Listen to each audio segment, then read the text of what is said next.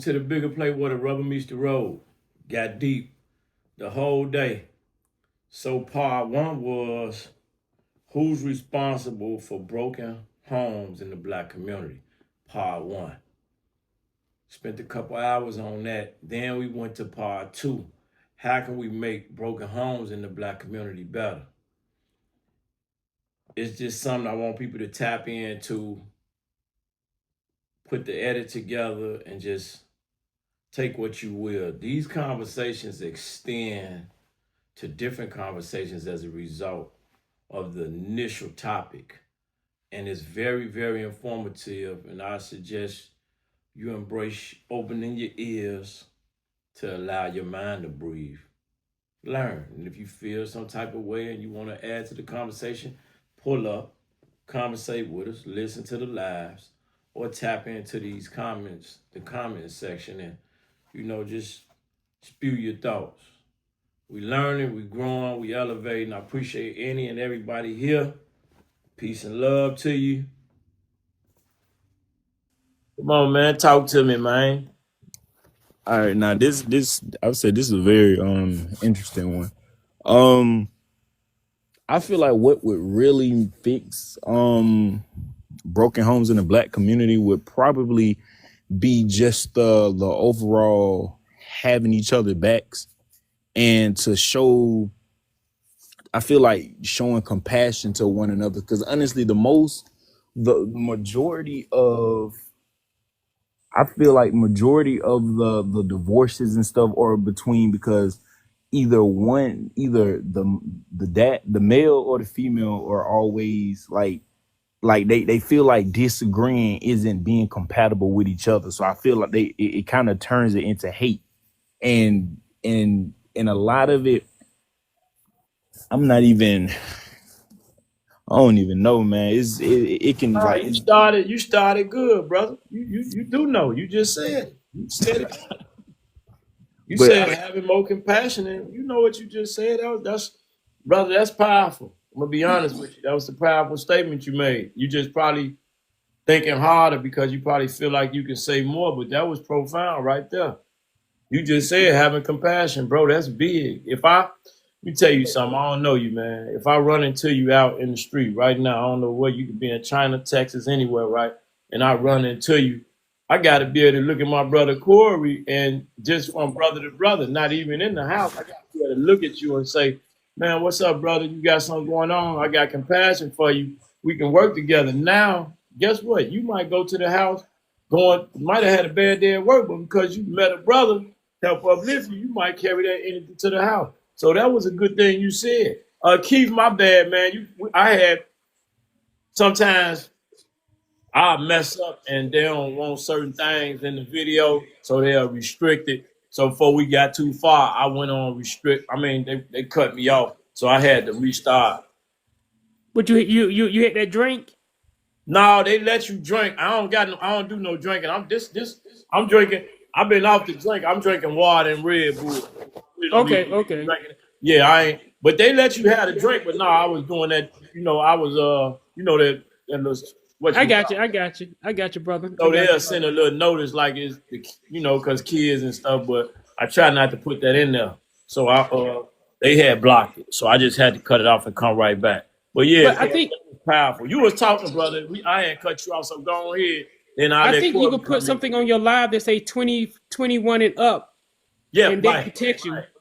Yeah, I'm just getting started about 2 or 3 weeks. I don't know how to do it all yet, so I'm gonna figure it out though. yeah, I got you. I'm just saying, like I say, I'm a two-time divorcee.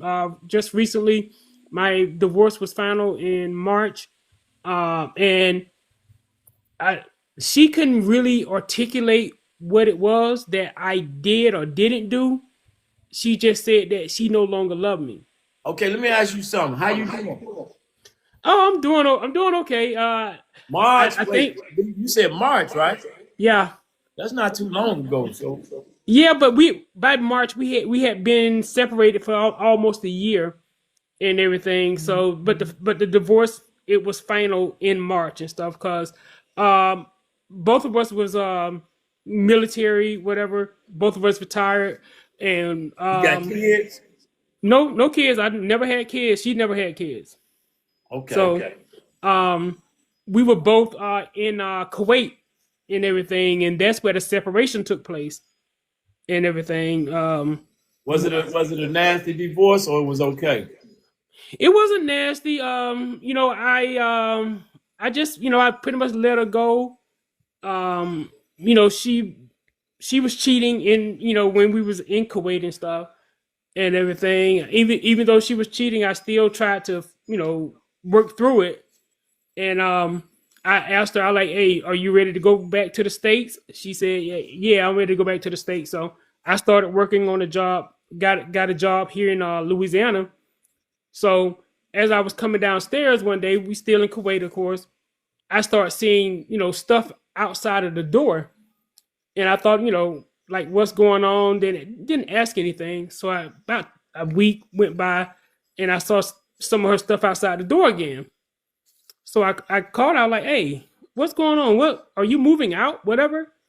She's like, yeah, I'm moving out and I'm divorcing you. Hey, Yeah, I y'all was was together. 13 years. You ain't see this coming. She has had a history of cheating, um, but I didn't think that she would ever leave though. Why you accept that? Uh, you know what? I ask myself that every day. I ask myself that every day. Did you have any family as far as men, real men trying to advocate for you and give you some solid inspiration and advice? I would talk to spiritual leaders. I didn't let family members in on it What, until afterwards. Uh, what was their advice to you, bro?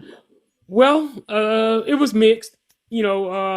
A lot Man, of them like, hey man, you can't heal somebody who's broken like that because, she has laid her bed. She, want to be promiscuous and everything, and you're trying to be the good guy and everything, and then, of course, the other side of the coin about when you marry, you're supposed to stay with your mate. You're supposed to, just be there for him to the end. And I actually believed in that. That's the part that I believed in, being there to the end. Because these people who've been married 50, 60, 70 years, at some point they had to go through something. There's no way that they was married for 60, 70 years and everything was rosy. So I decided I was gonna fight. I wasn't gonna be the one that ended the marriage and stuff. But she did. So here I am. But come on, but come but on, life goes on. huh?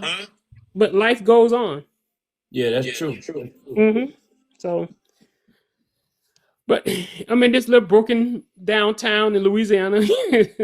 Where you at? This place called Leesville, Louisiana. I live on a military base. I'm retired military and I work for the military.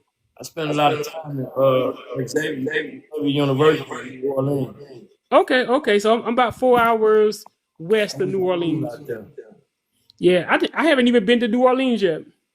Never? No, I haven't been yet. I've been here like I said, I've been here about 15 months. Oh, okay. Yeah, so I don't get out much. I'm pretty much a low key person and stuff. How you be? What you doing on your time by yourself? What do you do? Uh, after work, of course I hit the gym and on the weekends I play golf or something like that.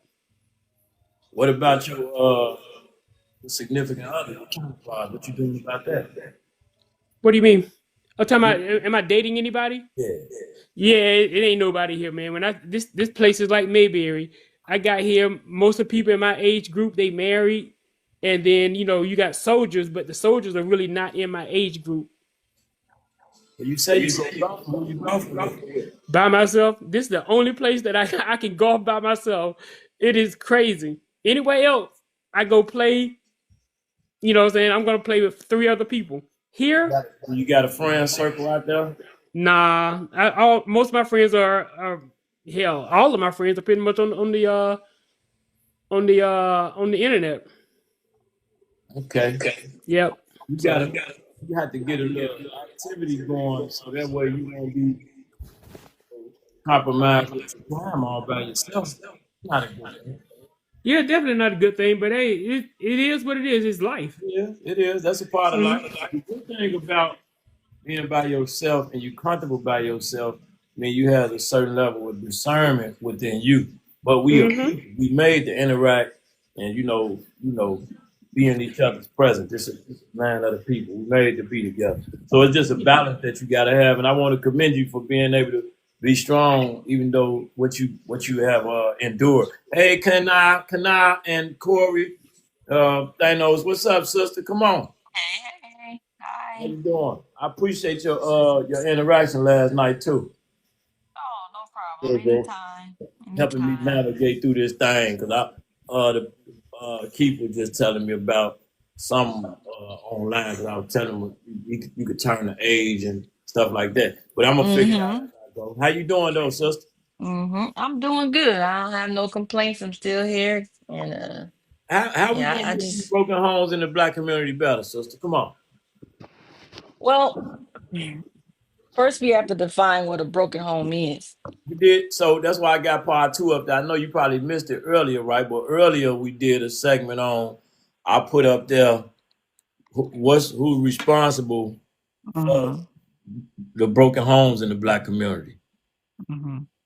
So So then what we have to we have to figure out what that is though.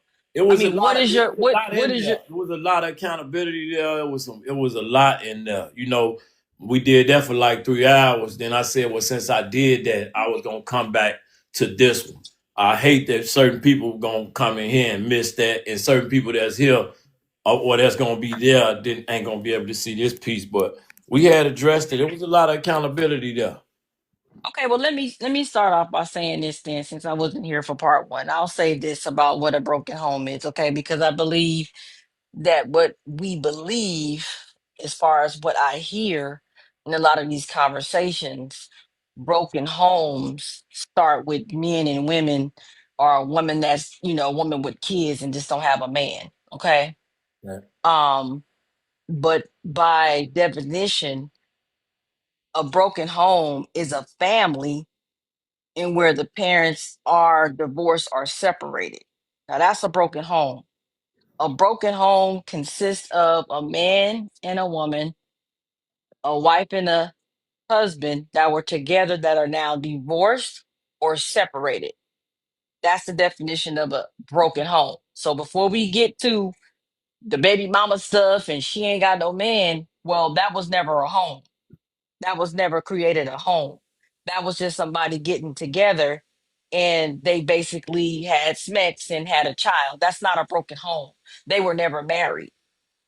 So when we look at the stats to see, okay, we have these broken homes by marriage. So who's responsible or who's leaving the most? Well, if you look at the stats, 70% of women divorce. 70% of women are responsible for initiating divorces.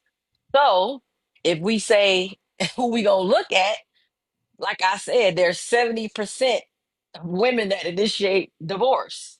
So typically men don't typically walk out of marriages, even though they may do some things that's not favorable for marriage, but they don't initiate divorce the most. Uh, as far as fixing and as far as building the community, I would say the problem is we need more father involvement without the interruption of we need father involvement without the interruption of women coming in breaking up the child from the father. We have to learn as women, and I know y'all hate when I talk about that, but we have a propensity as women to involve ourselves in father child business, especially with our sons. And I think that that needs to be promoted more. I think that that needs to be encouraged more. not just the presence of fatherhood or father in the homes, but fathers in the community. I think that we can do it by helping mothers and fathers cooperate better with one another, because it has to start with the authority. It has to start with the woman and the man and the woman, right? So I think that if we could help mother and father, or, parents, cooperate, and if you can't make it together, learn how to co-parent more effectively. But what the goal should be is that we create a whole house, a whole home with a mother and a father, and that we need to build our principles and our morals and values. I believe it should be rooted in the word. So that's just my belief. I don't think that really anything can be done foundationally without that. Yes, there are still issues and problems that you will go through. However, I always say I'd rather be caught with God in trouble than to be caught without him and be in trouble. So yeah, that's my take on that. And just teaching early, skills along the way, more community involvement. Right now it's kind of difficult though. We're in a different world now. Family is not closer together. You have women that want to have families, some women, and they don't have the help. They don't have a mother. The mother is not alive, or the father is not there. Or it's kind of hard, but you just have to learn how to build a village. I would say learn how to build the support system. Stop looking at it as you having to do it all by yourself, but find trustworthy people who are full of intelligence and wisdom and good parenting skills and good principle, and have them around. I don't let people around my son or my family if they don't at least have some of the same macros that I have, meaning, we both believe in the most high, we both believe in disciplined children, we both believe in, keeping a healthy home. We both believe, you know what I mean, responsible things. So I think if we start there, we can move forward to repairing the Black community. But I would say stress. I will stress that at the top of our value system, it has to be the Most High. I don't believe that we can do that without Him and His principles, laws, statutes, and commandments. So anyway, with that, I'm just gonna land. Thank you, sister. All right. Uh, they call me, pick me, or Thanos. Any one of you got? Well, Um, whoever um, speak, the next one can come after that. If you guys want to speak to the topic, come on, Thanos. what's good, big bro? Pick me. What's good, Queen? What's up, brother? Um, I'm gonna say this right. Um, I think the only way we can fix our homes if our expectations are to build and better our community and our generation, rather than build and better brands and materialistic things that does nothing for our community. Because I live here in Tennessee in Murfreesboro. After I did 20 years in prison, I came up here. The only thing I had was stimulus money, no friends, no family, no nothing. But I managed to make it work. But I managed to make it work by paying attention to how people live here in these communities and how people live in my community. In the communities here, you don't see a bunch of reckless vehicles with a million paint jobs and 50-inch rims and loud music. That's damn near 50, 60, 70, $80,000 you done put into something that didn't do nothing for your household or your community, but rather made you a target because that type of material is attached to a certain lifestyle that is completely negative. If we stop buying things that are attached to the negative notions of history and start investing into our household, our education, in our families, that's how you will be able to fix the broken homes. Because I'm telling you something, if the home is not broken, the product from the house will be okay. The product from the house is not okay because the home is broken. How did I learn how to disrespect my elders? I learned that from my house. I didn't learn that from the community. I learned that from my house. And when I learned that from my house, I then seen my community in the manner of what I learned from my house. I didn't learn from the community to do the bad things. I learned that from the house. So the only way we can fix our homes, the only way we can better our communities, the only way we can strengthen our families, men need to stop being told in order to be with me, you must have materialistic things. Damn who you are as an individual. I don't care if you're charming. I don't care if you're respectful. I don't care if you open the doors. I don't care if you pull the seat out. I don't care about none of that. I want Gucci. I want Louis. I want Chanel. I want Birkin. I want all of this stuff. Because, according to statistics, when it comes to cosmetics and all that crap, the black community spend millions and hundreds of millions on garbage. So if we depriving ourselves of fundamental resources that would take to build and better our communities, homes, and us as a people, if we taking those resources and buying things that's going to devalue us, have us attached to a certain lifestyle that's negative, of course the home is going to be broken. Because I done seen dudes take their rent money and run to the club with it. I done seen women take their light bill money, food money, and go buy some hairdos and then turn around and call their auntie and uncle and say, I need some food for my kids. Because we are so eager to attach ourselves to the things that does absolutely nothing but put us in a box that we tell people we don't need to be in it. If I put on a basketball jersey, some shorts, and some Nike, and I walk around with a headband and a basketball, I can't expect people to see me as no football player. I can't. Because I don't put something on me that got me attached to a certain image, and I'm telling people I'm not a basketball player. Well, why you wearing the things that basketball players wear?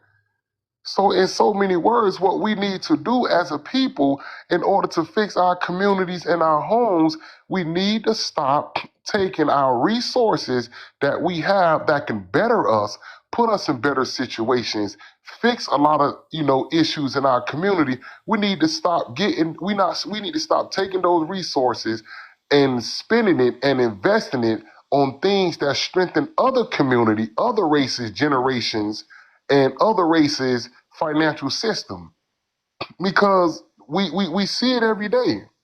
We Don't see it you think every day. don't you think? I mean, it could be a collective thing, but don't you think that's distant?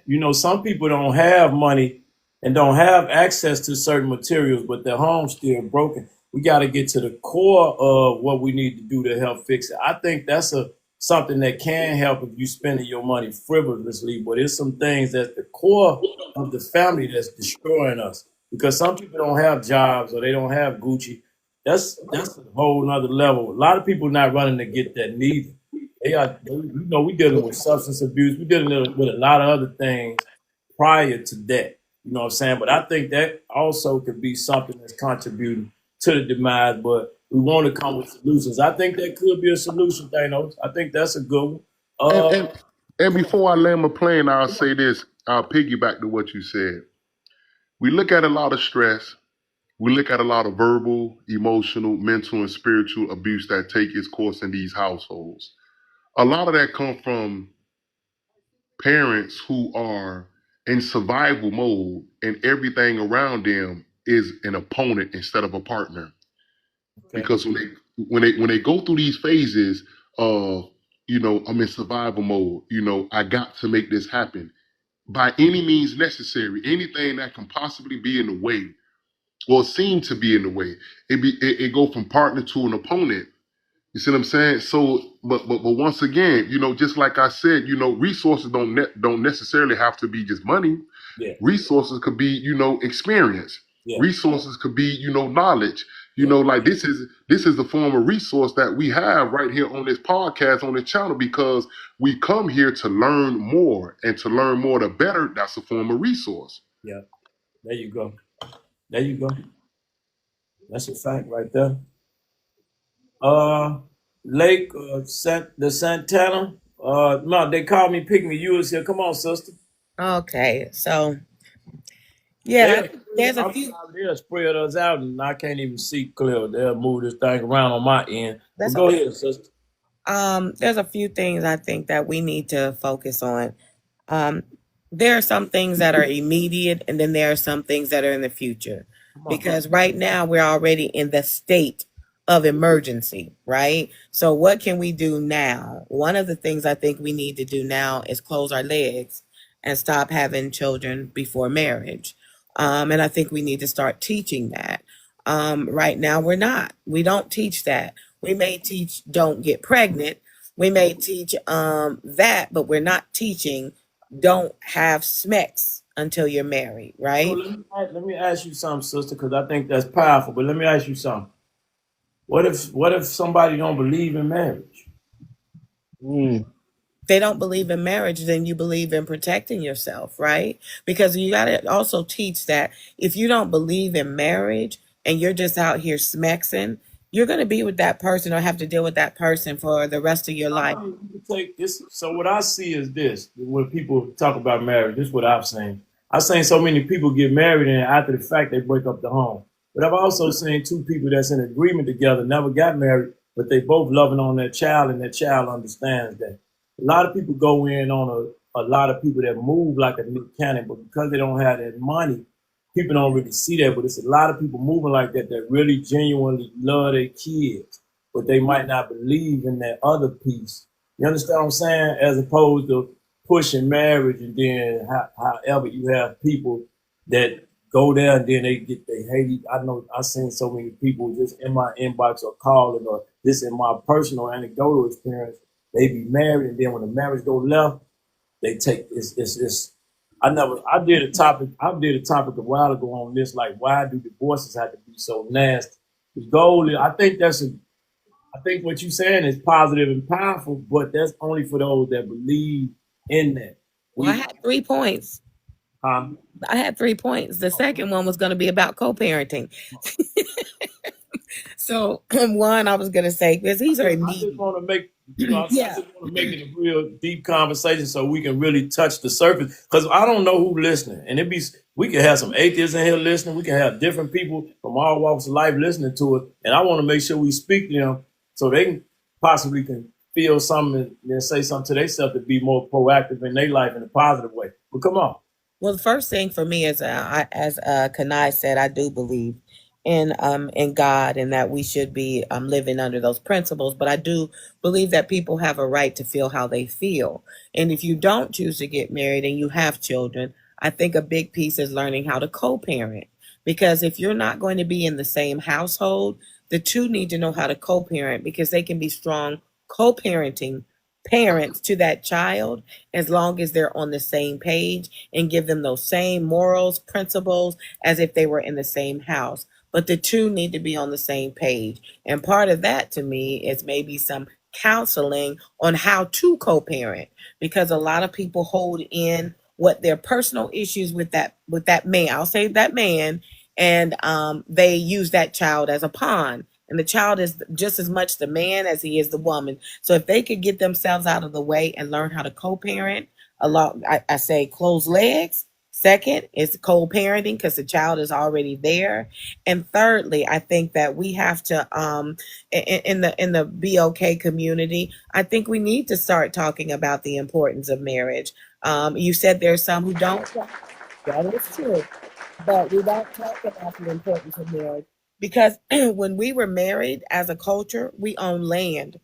We supported black owned businesses. We kept the money within our community, right? The village was raising the kid. So there was a time when family was so important for us in the BOK community that we were doing really well. I think we need to get back to that. Now that's going to take time.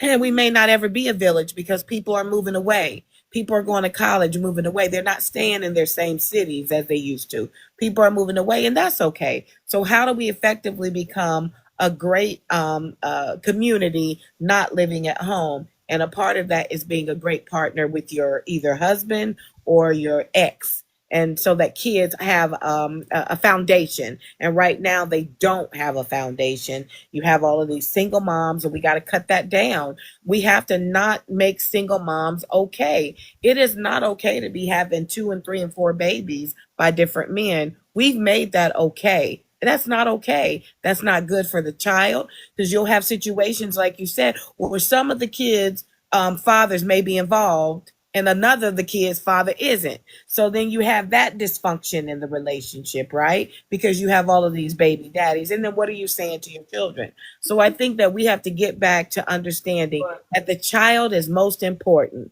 than right, anything, not us. right. But listen, human behavior is shifting, and see.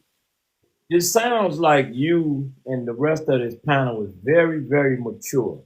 But we come from, this is the problem I see us having. We come from an era to where our value system is different than what's going on. I don't want to lose. A young lady came up here earlier. I'm not sure if you was here when she came, but the young lady came up. She was aggressive. She was vibrant. She had a lot of energy. She was young. And she was speaking from what she was coming from, and it kind of was touching the panel in a way that people was kind of uncomfortable with her. We can't talk to them the way how we talking amongst each other right now. We could try, and a few of them are gonna grasp it. But from where I sit, and I've been all over, these kids are really out of touch with us, and I don't want to disconnect with the children. They are here and they want to learn, but if we talk how we talking and try to go back, I absolutely don't think we can go back. I think we have to move forward and be, if we want to implement some of that stuff we got to find ways to be able to give it to the kids. Because right now, I believe we fell it because we believe what we deem to be right. But the world evolving and moving forward, we got to be conscious of human behavior, and this is what they doing. I put something up earlier, right? Asking why do I see a lot of women on the timeline, regardless. People talk about the algorithm. I know how it works. They be 50, 40, grown women dressing very. Provocatively. There you go. Because you got to be careful with these words. They be like, I want to say it, but I can't say it because we grown in here, and I wish I could talk but I can't. So anyway, they dress provocative. Thank you for that. And that's crazy because that's what I was saying earlier. And I go in the comments, and it's so many women. I asked the question to the grown women I like, saw that video you made. and I say, well, they call me and you. I say, well, hey, ladies, y'all grown, y'all beautiful. Why do a woman do this? And then I try to say, is this the new class and elegance? The women to jump on down my neck, but I'm a man and I'm asking the ladies, and they doing it. It's the ladies doing it. The men don't got a gun to their head, so I have to accept the fact that we possibly having a change and we possibly having a shift. I can talk till I'm blue in the face, but this is happening, and I'm asking. And you should see the comments. They in disagreement. Some of the ladies saying, well, she can wear it. I respect her. Boom, boom. Other ladies saying it's tasteless, it's classless. So I really want to know, and I think it's a collective from what you said, sister, and the other sister said. How can we really make these broken homes in the Black community better? We got to really dig deep. I want to dig deep because otherwise we'll just throw talking points that's falling on deaf ears when it comes to our children. Hey, host, I got Right. some pushback for you then, host. When Yep. when she finished talking, I got something for you. Okay, thank you. That's what I was going to say. Let her go on speak. Come I on. was gonna say that, host, I still think, I know you said that, going back, we need to go forward. I still think we have to go back with a lot of how we were, because it was working. Now you saying, how do we get to them? Well, the main issue is it's the mamas who's doing it, like you just said. So it's going to be difficult to get to them. I think we get to people one at a time, and you do what you can do in your household, and eventually that spreads. But at the end of the day, you got grown women, like you said, 40 and 50, and you can't tell them to stop having their cheeks hang out. You can't tell them to stop twerking. I want to ask you Tell them something. that. Then we're going to go to Lake. I want to ask you something, sister. Do you think there's something wrong with that? Oh, yes. So this the thing. Why is she doing it and deeming there's nothing wrong with it and it's working for her? Like, What's you working for? What's working for? Attention? well, this only reason I'm saying What's working? no, only reason I'm saying that because see, we're gonna go deep now. But You said let's go deep. this is what I mean. Like, you She can want a man. She want a man, host. She want a man too. now look. So that's why I want to have this conversation because my eyes and ears and just my discernment is really open. Uh-huh. I don't know when in history did we go back. You understand? And this is what I mean by that. We moving forward, things that's happening we don't want to accept, right? Let me throw this out there. And this is so we can go all over the place. I'm gonna throw this out there. At one point when I was raised, I was taught a certain way and there's certain things I didn't see. So when I was coming up, when they said we don't honor a certain aspect of the Bible, which they consider to be an abomination, we don't honor that. But as the world is changing, no matter how much I try to push back on it, and everybody around me from where I was raised, guess what? Everybody in this platform is happening. So I got two choices: constantly push back or accept change. So it's on me if I come to a room with a bunch of people where I'm not understanding who in here with me, and I'm giving pushback, as opposed to me saying, "Wow, this is where we headed." You understand? I learned that understanding what's in front of me is much better than me trying to. I'm hoping you guys understand where I'm going without saying it, because I know they'll snatch us down with it. Talking about if you can't beat them, join them. I had this All right, all conversation. right, all right, all right. Is Yeah, that what you saying, Coach? yeah. If you can't beat them, join them. I mean, because Not in the.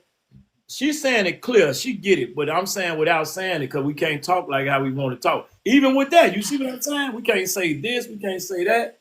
Got to be So, careful. so you we you should can say start you just twerking. make sure. We should be twerking. We should be wearing our No, no, no, booties no. out. See, yeah. See, That's what I'm you know, trying to understand. What when you I'm say speaking in the part of the Bible where they talking about that thing that's an abomination. okay, You Which follow? one? uh-huh. Don't it? You know The which one I'm rainbow talking cereal. The There's a rainbow few of Man them. cereal. and man, man and Oh, man. that about. one, So Lay. we got to be careful because we can't say black, Yeah, we can't yeah, say yeah, yeah, white. yeah, We got You to yeah. say say man and humanity. man. Yeah. But I was just making the point of if we look and see what's happening, it's you see what's happening. Mm-hmm. Mm. Is it any stopping that? Is what I'm asking. I don't think I he's would stopping that. I would say Thanks. this. I would say this. Go ahead, And brother. I'm gonna go ahead and push. I'm gonna go ahead and push back what you're saying. You said earlier about going back. You saying going back. Everything that's under the sun is not new. Well, yeah, I know that. I Everything know that. okay. So check this out. Let me ask you this, host. What happened? What happened to the discipline? What happened to the discipline in our homes? I got my tail tore up. I was raised by my father and my mother. They didn't play no games. They tore my tail up. You know what I'm saying? I was raised, I ain't in no trouble. I went on to the military, came out, started my own company. What happened to the discipline? The focus, our focus shifted. Us trying to be okay. We failed our children by trying to focus on giving them a better life than us. So what we had with our life, we had discipline. You're not finna lay in the bed on the weekend. You're gonna get up. You're gonna empty. That's right. You're gonna wash the dishes. What happened was you, me, Hannah, they called me. Everybody had to get up. I'm not saying y'all, but I'm just Yeah, saying right. our younger generation had to get up, go to work. Now this child going to school, and it's sad where I'm finna go, right? But my brother's a school teacher, right? And he go to school and he'll call my phone and talk to me about different things that's transpiring. I've been teaching 25 years. He talks to me about different things that's transpiring. And more of the teachers is frustrated. This is how the discipline left. More of the teachers is frustrated. So now instead of them going there, having an identification with the child, we identify, I love this baby like it's my own. They frustrated with the children because of ADHD and so many things under the sun. They just going to get their money and they fell in the children. Now when the children come back home, the parent got to go to work. They sending the child to the school just for babysitting purposes. So I feel you on that. You The, know, the discipline left. So yeah, then on that's top of that, you take the man out the house who's the authority figure. He gone. it's all there. So now then you got our women. Don't listen. And I'm gonna hurt some feelings with this. I don't want that's why I don't want that's Listen, don't hurt the feelings. Don't hold hurt. up, nobody governs women. If a woman could be with a kingpin and that kingpin go to jail, she not going to jail. A woman can say somebody sexually SB her and she Right. not going to jail. She can make false allegations, she not going to jail. You So at right, the Blake. same time, Look, see this. they not living by the law. The consequences of me, you, Thanos, and all of us, if them police them call, we know to stand up, chill on out. So you gotta think it's chaotic on different levels.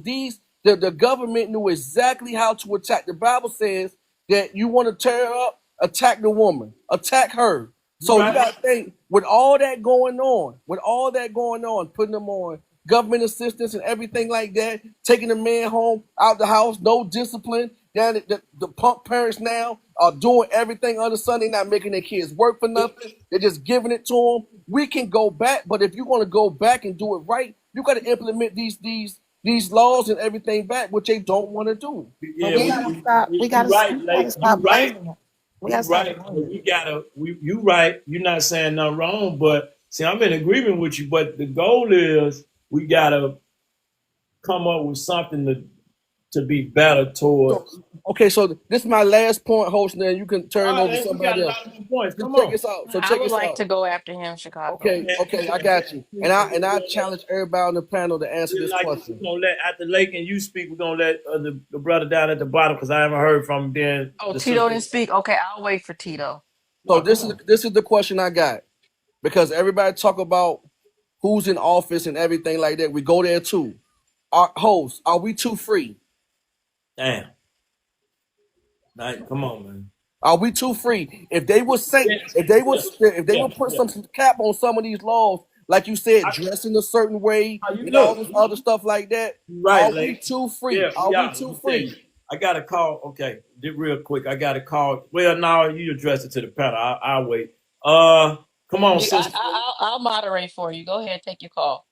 I got it for No, you. no, no. I meant no, no. Oh, Go ahead, sister. Then we're gonna give it to Santana. Then they called. oh, Then I thought you said you had a call. no, I come on, come on. Okay, okay. All right. So, I have two quotes here. First of all, first by Sharzad Ali out of her book, which is called "The Black Woman's Guide to Understanding the Black Man." You ain't going to And Shahrazad Ali now. Come on, you cutting up. Come on, come on. oh no, I read books. I know. Um, I can tell. First two quotes that I love the most is one, "A man can rise no higher than his woman," and then the other one is, "Where there are no decent women, there are no decent men." And that goes to show you something, two things, and I'll get back to that. Mary Bethune, McLeod Bethune said, I went to Mary McLeod Bethune Grammar School. That's crazy. You brought Miss McLeod up. Mary McLeod Bethune. I went to her grammar school. Go ahead. all right now, Yeah. and she said, Right. and this is what this is the problem with the sisters, but this is what she said. She said, the true worth of a race must be measured by the character of its womanhood. You women are very important and you play a vital role just as much as the man is important and he plays a vital, powerful role as well. The problem is we don't want to accept the responsibility, but we want all of the authority and the candy and the benefits. But don't say nothing to me if I do something wrong now. Facts. Now, if I go out there and I have 10 babies, don't you say nothing about that. We can't live like that. And that's why every other nation, all you have to do is look around you. Water meets its own level, okay? All you got to do is look around you. You'll see in other nations. I went over to Brother Chicago. I was in Houston and I went over to a beauty supply shop. And you should just see the clothes in there. And I I was know. just walking stuff. I'm always talking to myself and wondering and questioning. All these clothes in this store ripped up and showing this and all that stuff. So I looked around to see if I could see the Asian owner Yeah. of the store, but they always got somebody else running it. In Yep. this I know. case, it wasn't a BW a woman, it was a Hispanic person or Asian. I can't tell what he was. But I asked the question, and I know the man was sitting right there because he was standing right, sitting right there while I was asking this question. I said, now can I ask you a question? He said, yeah. I said, all these clothes in here. I said, let me ask you a question. You got daughters and wives? He said, yeah. I said, do they ever come in here or do they wear the clothes that you guys have for sale in here? Oh, no, no, no. I said, why not? oh no, no, you're not good and no You good. held them accountable. Yeah, that's Right. accountable. Yeah. And I said, so you're a man, right? And I said, do you think that this is appropriate for any woman to wear this? No, no, they buy though, they buy. I said, I understand they buy. I get that. I said, but the same kind of care and concern that you have for your own, how come you can't have it for somebody else? Why would you bring this in our neighborhood and sell it to our women? Yeah, you went there, sister. That's a lot of accountability, and you held that mirror up. See, one thing about you and the young lady here, and there be a few more ladies too. You guys have a different disposition. You speaking truth to power when you very mature, and you guys are the facilitators to a lot of the young ladies. So I would love for a lot of whoever here to listen to you guys just to be able to accept certain things. That's why I be Well, wanting to have. Chicago, I got something to say about you Well, because I've oh, only heard you speak a few yeah, times. yeah, This is the most I've heard you talk. But oh, I will say this to you. I want to thank you for always pointing out the kind and type of caliber of women that you have on your panel. I appreciate that because of sometimes we don't hear that.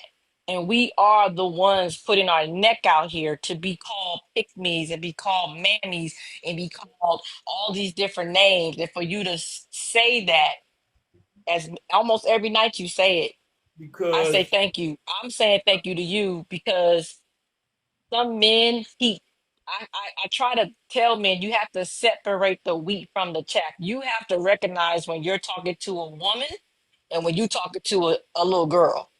Cause not all, we know not all, and I hate to say that, but there are women that are different. There are women that are with character. There are women that do care on both sides, even if it may seem that we don't care about everybody or just on the men's side all the time. It's not like that. We stand for truth and we stand for the order and the structure that does come from the man, but also even higher than that, the most high. And so I say thank you to you because you always make that differentiation between us. So thanks for that. I just want to say I, thank you I for that. appreciate you guys because what happens is I, the content I post make it seem like I'm a certain type of way. The people that don't judge that allow outside of the men, the women, you guys could see it and say, well, do this. But when a sister can come in here and talk and not judge me, I'm supposed to, I get judged all the time. We all do. But you guys didn't come like that. Miss Pick Me, you, Christine, so many ladies, so many women, whatever. Y'all come in here, wives, whatever, whatever your title is, I'm not sure. But y'all come in here and be very respectful. And this is what I like about you, the other young lady and certain young ladies. Y'all have a position, you hold your own. You don't waver. So, and that allows for the man to be stronger. That allows for the person you're trying to teach to be stronger. And I've seen a lot of yielding also to allow somebody else to speak, even though you may not agree with it. So you got to always recognize that y'all open minded, and even though you may have a certain belief, it's a level of Mhm. open mindedness there. Because I was talking to they pick me, and she was making the point, and I wanted to challenge her. She said, "I got three more now." I said, "Oh, okay." So she was able to, Mhm. give her, and it's cool to have a respectful conversation. So I appreciate you, sisters. That's just why I do that. I But appreciate you too. I just want you to know you do that often and it doesn't go overlooked. And I also wanted to just piggyback about something that Lake said in regards to where you're learning certain things in a household or in the community. Yes, you can become both, okay, in the house or the community. But what these people need to understand too, is that this didn't start on TikTok for me. I was raised like this. My father yeah, that's love. inculcated a lot of these values in me, even though I made my own mistakes. I am not perfect, but what my father taught me to do is take accountability. When you make the choices you make, you're going to make mistakes, and that's Okay. okay, but learn the lesson so you can get the blessing. There you Don't go. try to say that or use justification or excuse and use your Aries sign. Well, I'm Aries, so I'm jealous, so I just fuck on you and I don't care. That's just who I am. No, no, no, no, no, no, no, no, no. You don't get to use your zodiac sign to excuse bad behavior. Thank So see that so a lot of people that didn't have fathers, if my father looked at that picture that you were talking about today on that picture, on that video, my dad would not have good things to say about that. I learned that from him. So covering up my body and him telling me as a 14-year-old girl, hey, that's a treasure you got. Hide it, keep it up. Look, give somebody something for the imagination. There you go. And I hang around women that mostly dress like them. I'm not saying we don't, but we Got classy with it. It got is not like got that other stuff. So anyway, So, a question for you, Kanai. When you said about the Asian man, you asked him why would he sell that to his people or something, or does he think that's appropriate? And he's like, no, no, no, no, no, no. And I'm not. I'm sure I'm not using the exact words, but I think I have the well, gist of what actually, you're saying. since the Asian man never opened up his mouth. Okay, okay, He but would not talk to me. I had to turn my conversation more to the guy that was like the Hispanic guy or something.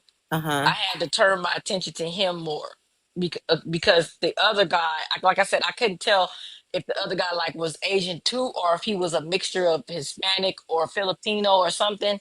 But I had to talk more to him because the guy that was the Asian, he would not really talk to me, but he understood me Yeah. because So he was looking at me and everything. But go ahead. my question is, what does he owe us? Why can't he sell that stuff? Shouldn't we have enough respect about ourselves to not Oh, patronize or absolutely. buy that? Yeah, absolutely. That's not the reason why I asked him the question though. It's just like when God saw Adam and Eve in the garden naked. Like I already got the answer. I already know what you're saying. You're going to say, okay, well, shouldn't we? Of course, you know I know that. But I still want to put something on his mind. That's how God came in the garden.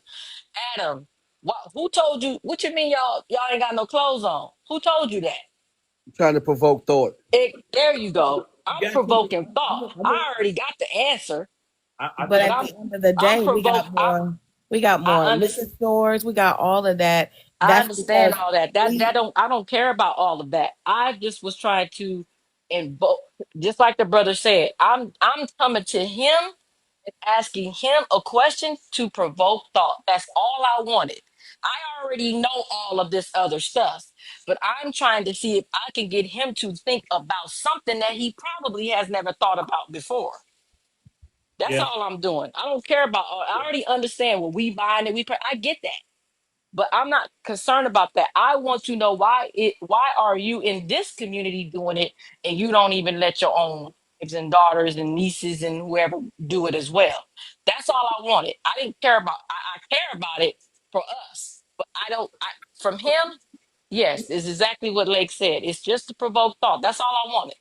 Yeah. I You guess know I what? would wonder why do we? I guess for me, the question that I think is more important is why do we purchase it? What is it within us that we think that we have to look that way to go out? We you can still look sexy. You going deep now, but Lake is Did what you Lake say? said. Did you say you want us to go deep? Yeah, I'm just I like Yeah, that's the to question. That's the question to our Because people, you but I that's wasn't Lake. talking to our Lake people. just answered that to the sister up top when he asked all of us. Mhm.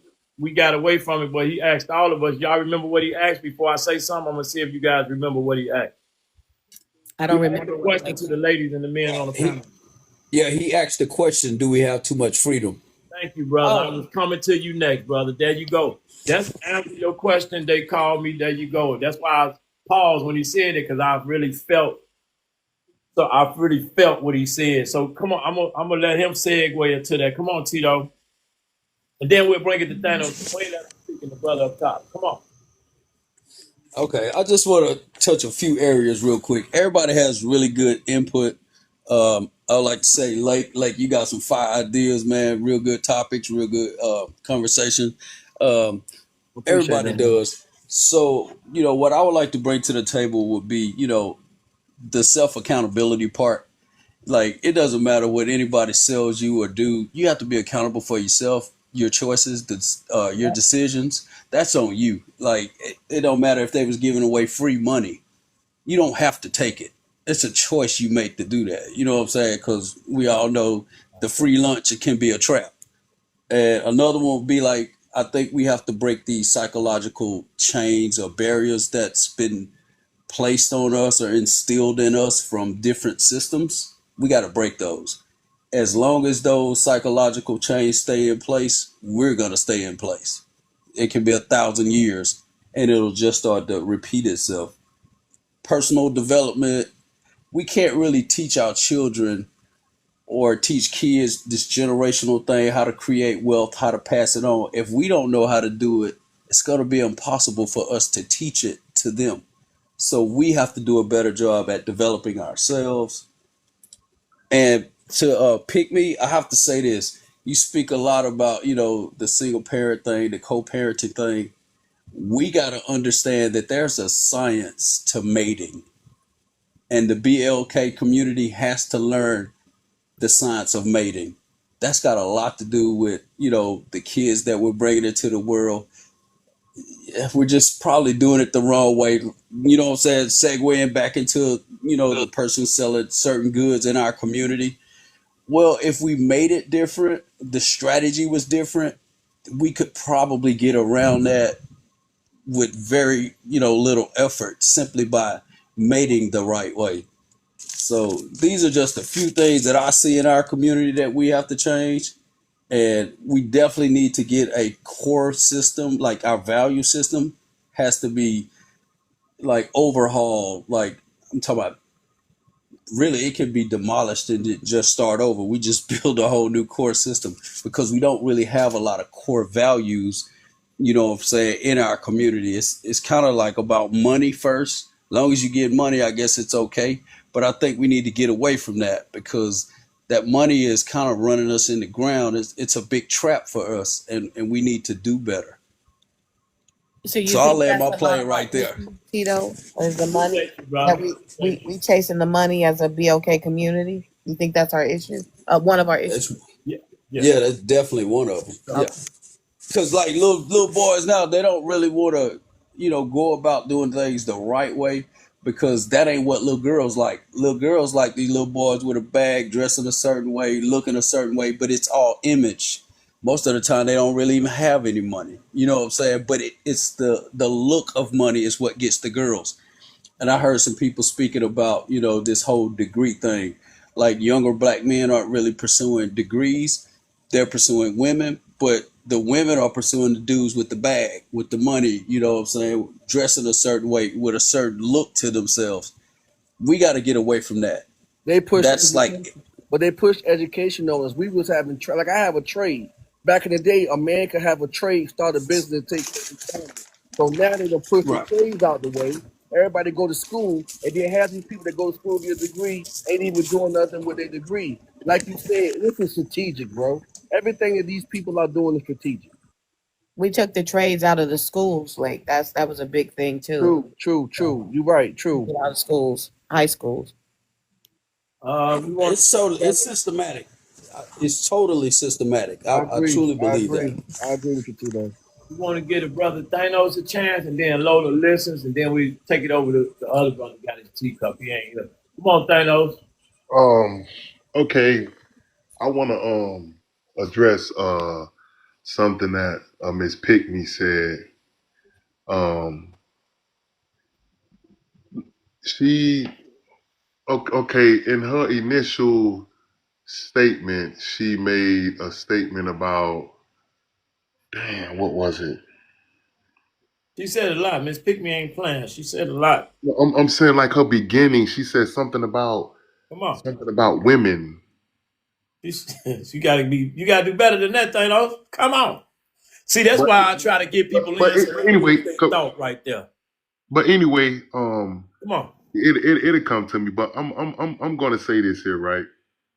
You know, dealing with our community, dealing with what we are exposed to, dealing with what you know the things we raise our kids on.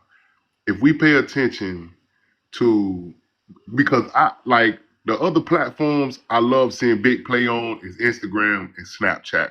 I see all his stories.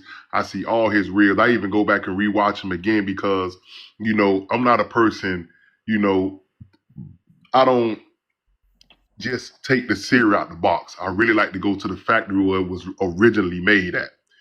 So when I hear and see a lot of things that take its place in our community, and I see a lot of women has so much to say.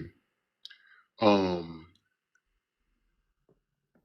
what Miss Pick Me said something about marriage.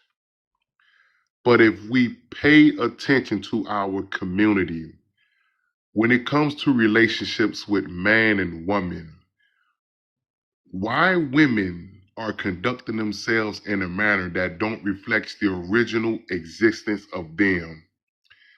I'm not biblical. I'm not religious. I don't go to church. But something always going to stand out with me. The man who findeth a wife, not a girlfriend, not a sneaky link. The man who findeth a wife findeth favor.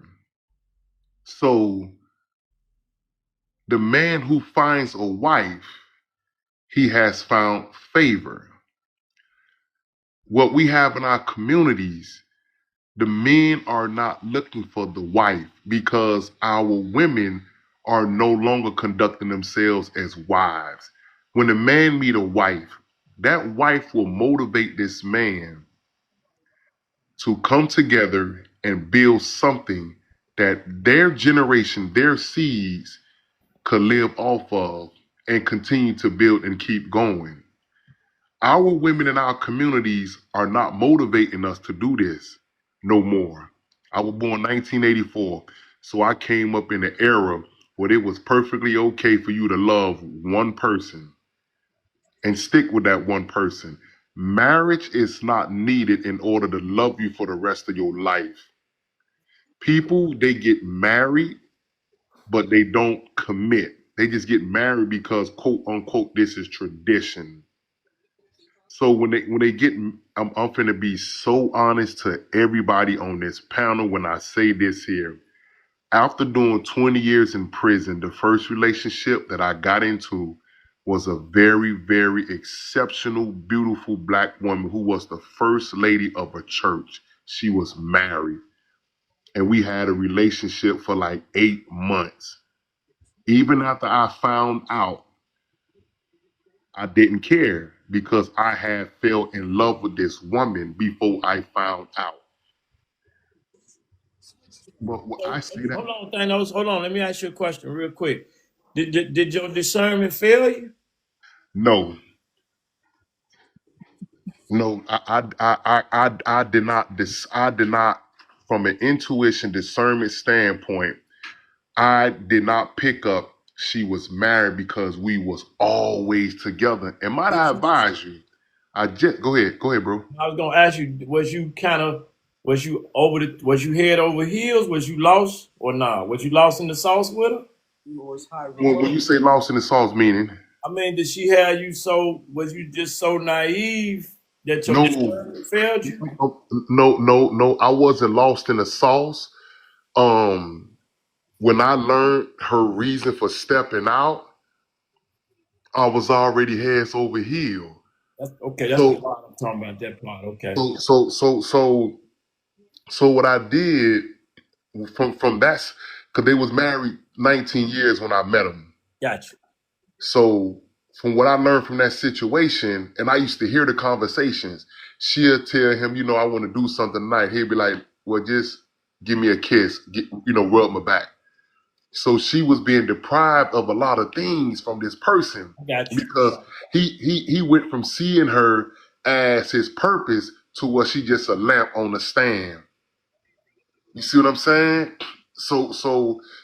And what she did, she met me fresh out, looking good, in the gym every day, still in the gym every day, gave me her number, and we went to chatting, politicking, and one thing led to another. Got We you. just kept, we kept going. But you know, when it comes to marriage, marriage don't stop a person from doing nothing. Right. You Nothing. can you can get married to whoever you choose, but it never stops anybody from doing what they feel is best for them. True. So I don't need marriage to be with my wife for the rest of her life. Because guess what? Why do I need to see you as a wife after marriage when your original existence, your original creation is a wife? God presented a wife to Adam. He didn't present no girlfriend, no none of that. He gave him a wife. So if a wife was made and only from this wife wives could come, why am I seeing her in something other than a wife until we get married when she always was a wife? Hey, So, Thanos, I got a question for you, brother. yes, sir. With what you're saying, in the Bible, it speaks of, if a man find a wife, he find it for good thing, right? With what you're just telling us, life experience, and the questions and the statements that you're making, is that statement necessarily true verbatim when you say, when a man finds a wife, he find it for good thing? I say, hold on. Okay, I want you to repeat that question again because I don't want to give you an answer just to answer the question. I want to give you an answer from experience. And Answer the then, question Okay. again. after Tito, and you Thanos, you answer. I want to get a young lady up top a chance, and then I want they pick me to get back in, and then we go around to she. Because there's some Okay. speakers up here that haven't spoken. Go ahead, brother. Yeah, I just asked the question, the Bible verse, when a man findeth a wife, he findeth a good thing. With your life experience, what you're telling us, and the questions, and statements that you're making, do you take that statement about finding a good wife verbatim? Like, is that true? Um, I can't say that it's true in all wives that are found by men, but I can say there are good things when a man findeth a wife. You know, there are women out there that fulfill that virtuous definition of a virtuous wife, a virtuous woman. You know, so I think that not every man that find a wife, he finds a good thing. Every man can find a wife, but here is the thing with finding this wife. The wife you found, is she the one that can motivate you and give you purpose to better what's ahead? Because if she can motivate you and give you purpose to better what's ahead, that's the good thing. It's nothing to find something, but it's something to find something that give you a reason to keep something going. And I think in our community, that's what a lot of us lack. You know, I remember growing up when 5, 6 women came together to teach somebody something. Nowadays, 5, 6 women, they come together just to twerk. Nowadays, 5, 6 women, they come together, post pictures, we outside, drinking, wearing this, wearing that. Back then, 5, 6 women came together to better the next door neighbor, to better the children, to take the kid to school. You know, hey, could you pick my child up? It was no pressure. Hey, could you watch, my kids? It was no pressure. Nowadays, no, I'm finna leave my kids with my mama and I'm finna go hang out and bend over and do this and do that. So you have wives out there, but do these black women understand and know, or can they fulfill the definition of being what they were originally created as? Not every woman is a wife, though. Yeah, yeah, You gotta recognize that. Not every woman is a wife. yeah. Okay, so do you believe that every person with black skin is black? No, Okay, but even though now what makes a person black? There are Indians who have dark skin like us. There are Once Hispanic. again, Miss Pickney, what makes a black person black? Oh, I don't necessarily even think that I'm black. I mean, I don't look at myself as black. That's what the government, so the United States has said. They done changed our name so many times. They don't even know what to call us. I'm gonna get you in a minute, sister. I'm sorry. Let them land, and then I'm gonna pull you on in. Come on. And, I land my plane, and I land my plane to say this here that when it comes to marriage, marriage stops nobody from doing nothing. If a person want to step out, whether they in the relationship stage or marriage stage, is all on the choice of them. So people be quick, they quick to run to these titles and these terms, thinking it's going to prevent certain things. But one thing I learned, I don't care how nice you is to a snake, you know what he gonna do. There you go. Come on, Lola. We're gonna let you, Lola. Come on, Lola. Then we're gonna give it to She. Come on, Lola. Hi, how are you? Okay, we all right. How you doing? Welcome to the room, I'm sister. doing fine. All Thank you. right. Thank you so much. How can we make broken homes in the Black community better? So, first and foremost, everything starts with us at home when it comes to a family. So women need to be better at picking their mates. Men need to be better at picking their mates. And so you want to start off with vetting. Like when I go out on dates and things of that nature, I play this game, okay? And the game I play, there's 5 essential questions that I want to ask, but I don't want to seem like I'm just coming off as a job interview. Well, this. So I put it in the game. One of the questions is if you had like $100 million, what would you do with the money? And I tell you, there is no wrong answer. But there is a wrong answer to me. But I tell you that so I can see where your mind is at with building wealth. So I ask you that. I ask you about marriage. Do you want to be married? Do you want to have children? I ask you your views on religion. I ask you what's most important to you in life. Now the other things I ask are stuff like what's your favorite football team? What's your favorite movie? Those are distraction questions. And so once I see that we're on a similar page, because you need to be more alike than unalike with your mate. You can like the Commanders and I can like the Cowboys. That's fine. But I can't be a person that is an atheist and you're a person that's into religion. I can't be a saver and you spend all the time. You have to have more core values alike. And so respectfully, And damn them Cowboys. But go ahead. okay, I could go for that. Or the Eagles or something, the Buccaneers or anybody, anybody. I'm just giving you an example. So at any rate, That's um, that PTSD in me. I'm sorry. I didn't mean but look, my food. Listen, my team is the food and the drinks, so I always win. Whoever I'm tailgating, so I always win. I don't care who wins because guess what? None of their checks is affecting my household, so I'm not that serious into them. And the comments I put earlier, host, respectfully, I'm like 30 years ahead of time, and the reason why I'm 30 years ahead of time is because of how my grandmother raised me. So starting off, I didn't go to daycare. I went to the senior center with the senior citizens.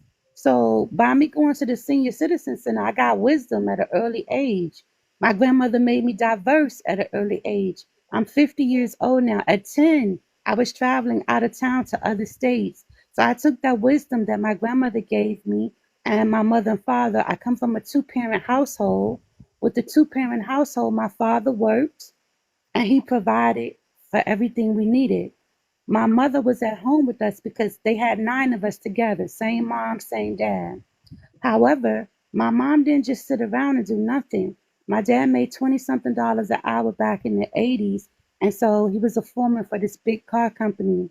So what happened is while my mom was at home, she started a business through the state called the Planning Council. She kept kids because she already had to be at home with some of her own kids. So they worked as a team. They worked as a team. My daddy provided everything. But my mom's spending money was her check that she made from keeping the kids. At 13, she made me her assistant. So I then got her to be able to keep more kids because there was a ratio of how many kids you could have per person. But with me being a 13-year-old and helping her, she could keep more kids.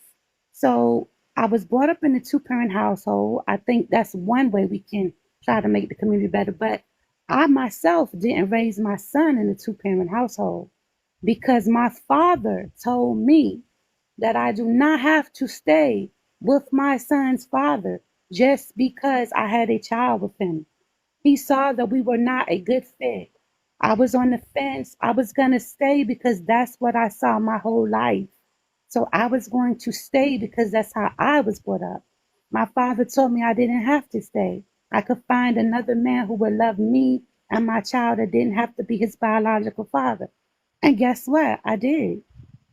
I have one child. He's still my only child. Um, he did not go to college. He chose the military route. The trade is the flex, okay? That you definitely want a trade. I went to college and I graduated with honors. My kid didn't want to go to college. And in the back of my mind, I wasn't gonna make him go. But I wasn't gonna tell him it's all right to not go because I do believe in education. But I get my education from the library, the law library, the bookstore, Barnes and Nobles. You don't have to always go to traditional places for education. You can come up here to this platform like this. This seems like a very good platform. And so my son went in the military and he went into the military. He got out after 4 years and he became a federal contractor. Now he married at 25. He married at 25 and he married an older woman. He got what they call is a cougar. His wife is 12 years older than him. They're on their second child now, and I think that if you structure your child a certain way, kind of like foreigners how they do when you go into foreign communities like Arabic stores, Vietnamese stores, Latina stores, their children are behind the cash register already working at 8. That's what I did with my son as well because I didn't want him to be a boy codependent on a woman when I was a female. Me and his father did co-parent him, but his father then moved to Texas when my child was 9. So I will never, ever, ever replace a man. So he got him in summers, but the male role models he had was my father, his grandfather, and then I had a male best friend. So he had those 3 men plus his father in the summers to where he still had that male role model around him because I wasn't just a person who was going to be around any man and just, what is it called? The 403, the 304, whatever the slang is, the garden tool. I wasn't promoting that, okay? Even though I didn't end up with my son's father. I think if we do some things like we see in other communities, not that we have to mimic them, but just like how they've taken some of our style and some of the things that we have, teach your children things young. My child had to earn his money.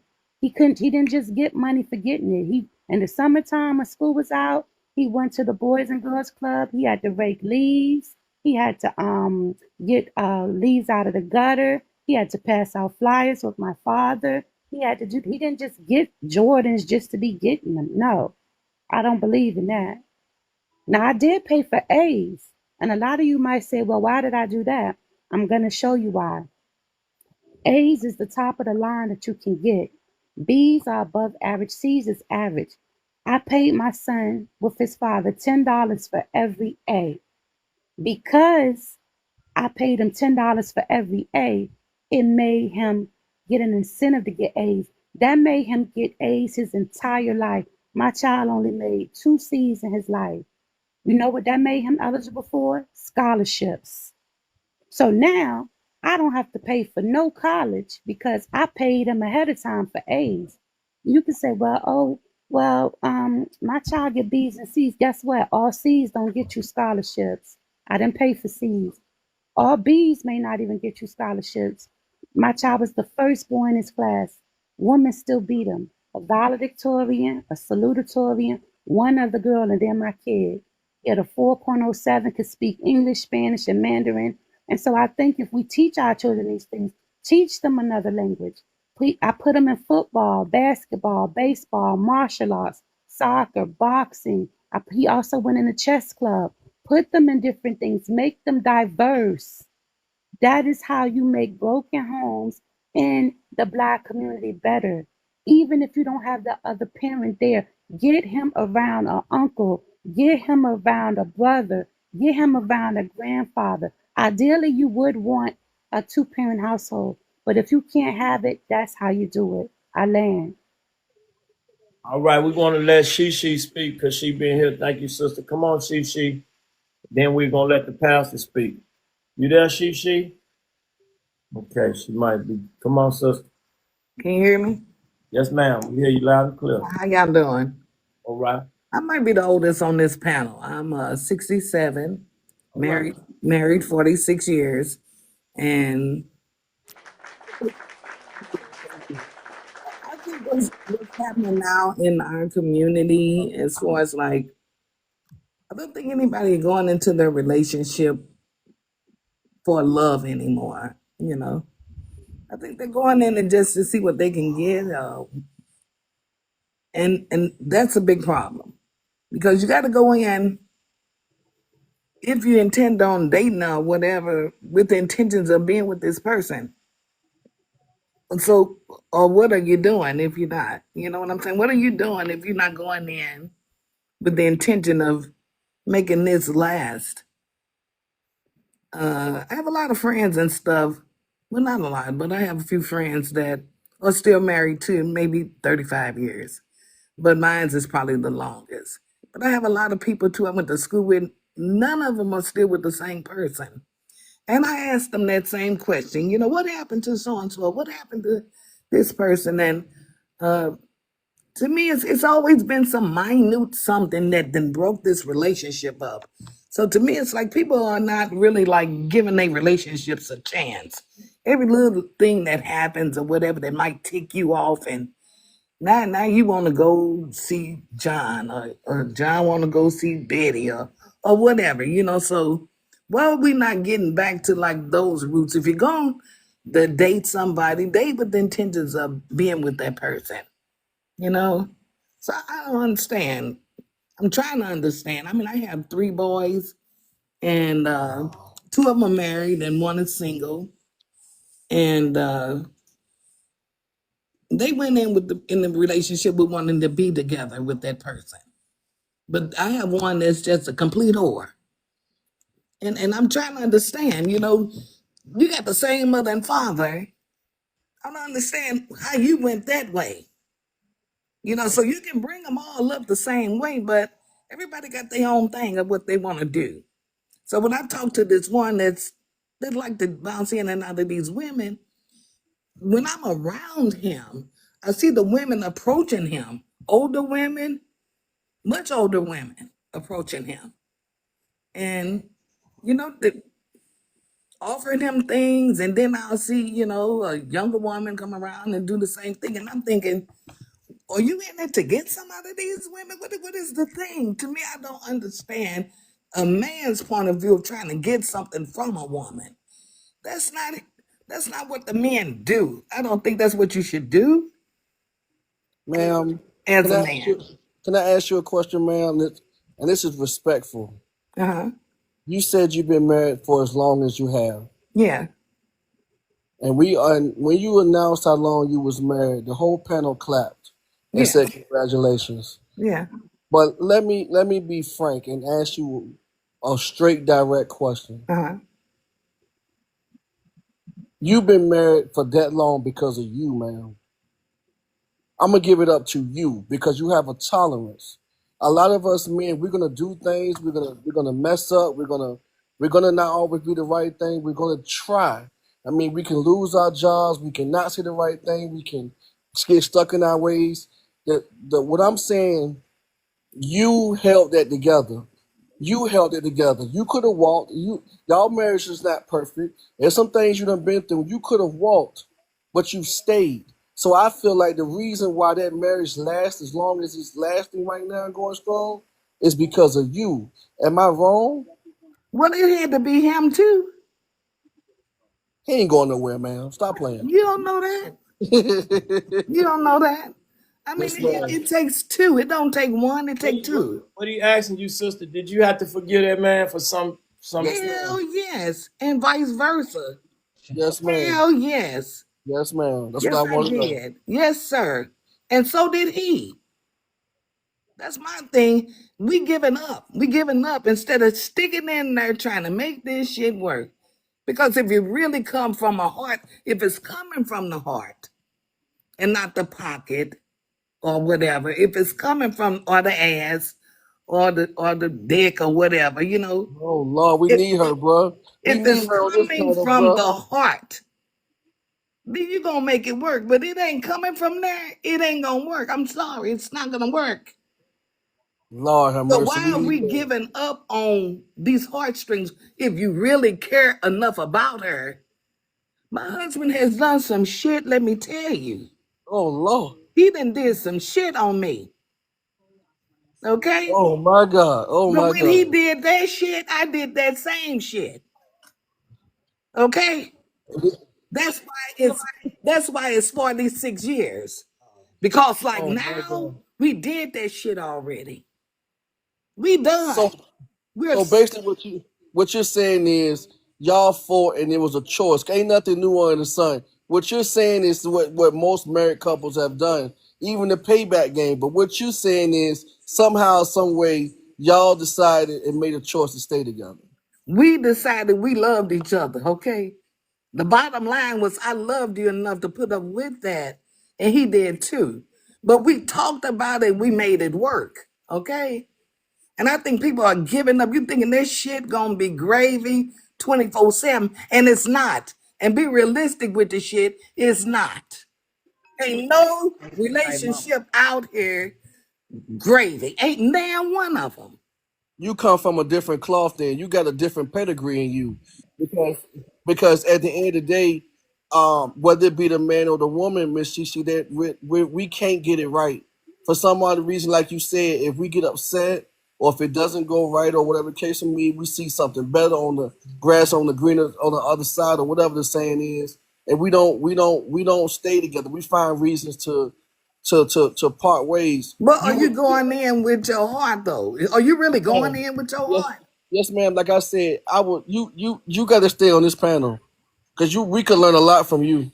We appreciate you too being transparent with us, sister. We want to try to let some other people speak that hasn't been here. Miss Pastor, we want to let you speak, and we Miss Quala, and then I want to get back to they called me because I Real know talk. we was talking just like the sister down that just came up and spoke. They a lot of these sisters here on the same wavelength. Come on, Miss Pastor, how you doing? Good to see you. Tonight. Is that Shishi, we Angela? love you, Shishi. Yeah, yeah, we You do. are absolutely amazing, and we honor and respect Yeah, you yeah. tonight. And I love you too. Love you too. Is all that the rest of Angela? my all the rest of my sisters as well. Appreciate y'all. Listen, it's short, and I'm pulling through the drive-through to get my coffee, so I don't fall asleep driving home. But look, You it's always short, y'all. you be shaking I that know, baby I out there. know. You always No, that's because I'm in you these be I streets. be you be I catch you be Can I just moving. can I have a medium coffee, 5 creams, 5 sugars, 2 hits of You vanilla, crazy? please? Is that Angela? That's Angela. Is Yeah, that she Yeah. don't Angela? play. Like That two that high that sugars and Yes, one ma'am. shot of vanilla. Yes, yes. All right, Two can I shots ask of you your vanilla. name? 2 shots of vanilla. That's Oh, it. sorry for ain't my this bad. some mess? Ain't Don't this get some three mess? shots. Anything Hold else? up. Ain't this some That's mess? it. That's it. She said, Thank you, ma'am. Next window. she said, sorry, my bad. That is so cute. Yes, Lake. Hey, listen at this.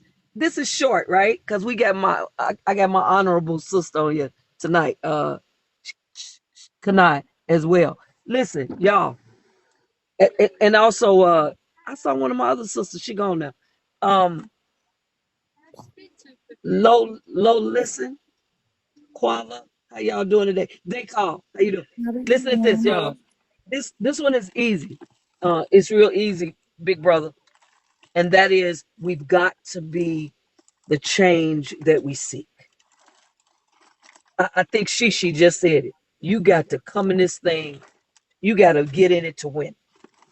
There cannot be excuses. We've got to make this thing work. Because can I tell y'all something? When the community is broken, when the family is broken, all of our hearts should be bleeding ultimately until we fix it. At the end of the day, I stopped my kids. Thank you, Lord. When I was at home, when my husband was at home before I divorced, I made my kids. We had dinner together. Oh, by the way, he left me. I didn't leave. I'm still at the house. Still got the house. I'm still where I'm supposed to be. He's calling now. Thank you. He's calling now, and he's regretful. But guess what? The window kind of closed because I waited You take that even man after. back. Take that man Yep. back. Take Even that man boy, she back. Take always that saying man that. back. Even after the ink, That's even why. Take him after That's the why back. I like. Take yeah. him That's back. why I like. You can't No, stop talking about him. Take him no, back. no, no. I'm just mentioning that Take I him wouldn't. back. Take him I don't back. throw him under the bus, y'all. I just Take him can't do it. back. But I'm that kind of friend, though. I'm a person. It doesn't matter what somebody does. I do not. Thank you so much. I do not hold grudges. I don't know how. I think it's a gift, but I don't hold grudges. But I will say, we got to be the change that we seek. We could talk till we blue in the face. Here's my thing.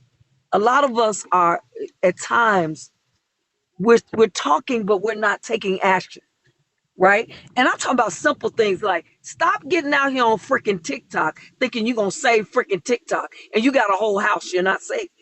Period. Your Mhm. kids are still waiting on you to repent and say you sorry to them for some crazy crap that you've done. That's a community right there. If I could start right there, the Bible talks about that. How can a man rule a church, but he can't rule his own home? Women, we're men with wounds. At the end of the day, if we don't have a husband, we still should be talking to our grown children. Still should be. And watch this. I think part of the problem is, part of the breakup and the breakage in our communities is women and men. Sometimes we're trying to talk to our grown children like they're children, and they're not anymore. They're not. I can agree with that. Even though I heard you say the one son is kind of doing his own thing, I still heard a mother's love in your heart talking about him. Come on, sometimes we just got to say what we got to say. I have one son who got 4 baby mamas. I told him, as long as you live, your pocket's going to be a little light. You a rich man, and they still going to be a little light because you decided to plant your seed in 4 different women. That's what you decided to do. Now you need to live in front of those children and show them a better way. I land. Somebody else can talk. Thank you, Pastor. We want to let Quila just came in. I think she the only one hasn't speak. Once she spoke, we can just we move it around. Come on, sister. You see that topic you was asking for? We looking Thank for you. your insight. Come on. Thank you. Listen, I appreciate it, and it's such a beautiful thing, Shisi, to just hear, the endurance that you've had in your connection, and I appreciate you bringing that to the table. Um, I wanted to talk about this earlier. I really feel like the pastor was just saying, it is important to take that action. If you just all about talk and not really about that walking, we got problems. We still gonna have the problem. A couple you said, you guys have said some beautiful things. The endurance. That's what my mama been speaking, and she's been talking about this for the last maybe year or so. She was talking about that endurance and that endurance, and it didn't really dawn on me until just now. When she mentioned, pretty much the story of long term marriage. A lot of people get into connections, into relationships, and they have this idea that, okay, if it doesn't work out, I can just get divorced. And I'm not saying that if it's just, I mean, I get it. At the end of the day, if it is just not ever going to work, you've got abuse going on in situations, I get that and I understand that, but it is kind of a responsibility that you should want to have, at least, to make the effort to give a strong effort for that relationship to work out. Now, going to the prompt, I want to say this, we gotta be, we have to recognize that accountability, people be talking about the word accountability. I don't even want to use the word right now. I'll just say this. I'll say it's necessary for us to give solid, strong teachings to both of our, to both genders of our children. And To me, what that means is it's necessary for us What is you doing? give to our children. Okay, listen, if you want to have your like for instance, I grew up where you need to get married before you having any children, and that's just period. Like I feel like you should not be having popping out babies if you're not married, and the reason for that is because there's protection inside of that connection, especially for the woman, but for the man as well, where this woman can just bounce. Y'all have a bond with one another where you're at least in theory, given the mindset that, okay, I'm going to give my strongest effort to work this thing out. So I do think that we should be teaching our children, and even if they miss the mark, you know what I mean? If we are giving majority of them the mindset to go into relationships and connections for longevity, some of them might miss the mark, like she said, or you're gonna have some kids, they're gonna do what they won't do, right? But some of them are going to at least because a lot of us have this idea, we have a good, strong upbringing, parents, or and just in general, you want to please your parents, right? So I feel like if we give them that information and continue to teach that on both sides. That means the fathers and the mothers are teaching these children, hey, listen, have sexual responsibility, have responsibility with the connections. When you're dating with intention. Your intention is to find the person that you will have longevity with and be able to maintain endurance with. It's not easy. I've been married 20 years, honey. It's not easy. And like she said, honey, there have been things that have gone down on both sides. We done bucked a couple times. But the love is key. The fact that I love you meant that even when you really upset me and even though you really hurt me, I'm still gonna sit here and know that because I love you so much, I'm gonna give it a stronger effort. Now, there could be times where, hey, listen, I'm gonna need to take a break on you. I'm stepping away from this for a second. I need to take a strong break. But at least you're giving it a second thought. At least you are not just so quick to run and you're not, in this mindset of like cancel culture, because that's what we live right now. The majority of people are just like, it's cancel culture or it's divorce culture. I could just leave as quickly as possible. I'm not saying to live in endless abuse. That's not what I'm talking about. What I'm talking about is a healthy foundation or maybe as much of a healthy foundation as you can get. If there are two people who are willing, that's really what is necessary. Two people who are willing, because it takes two to tango every time. I'm gonna leave it there. Thank you, sister. Love it. Come on.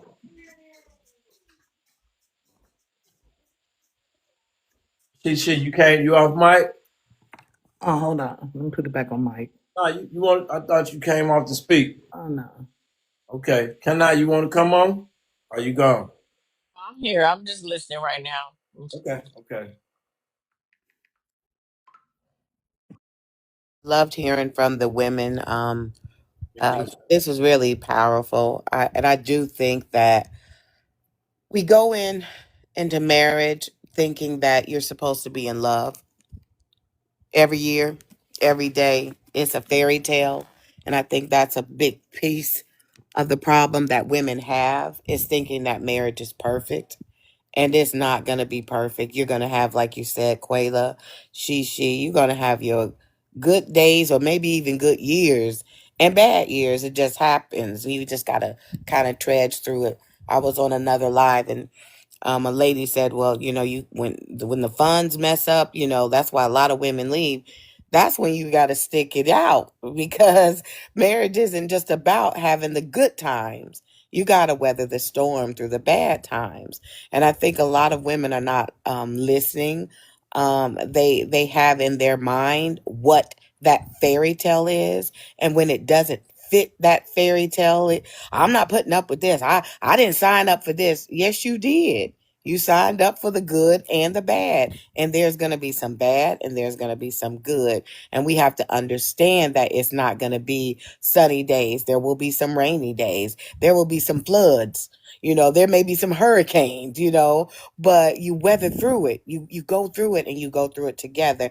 And it makes you stronger in the end. And I think that's the issue. Once we understand that marriage isn't gravy every single day, you're not going to be in a honeymoon state for the entire marriage. Sometimes you're not going to be able to stand that person. They can't stand you and you can't stand them. Y'all may be living like y'all separated for a while, but just go through that storm.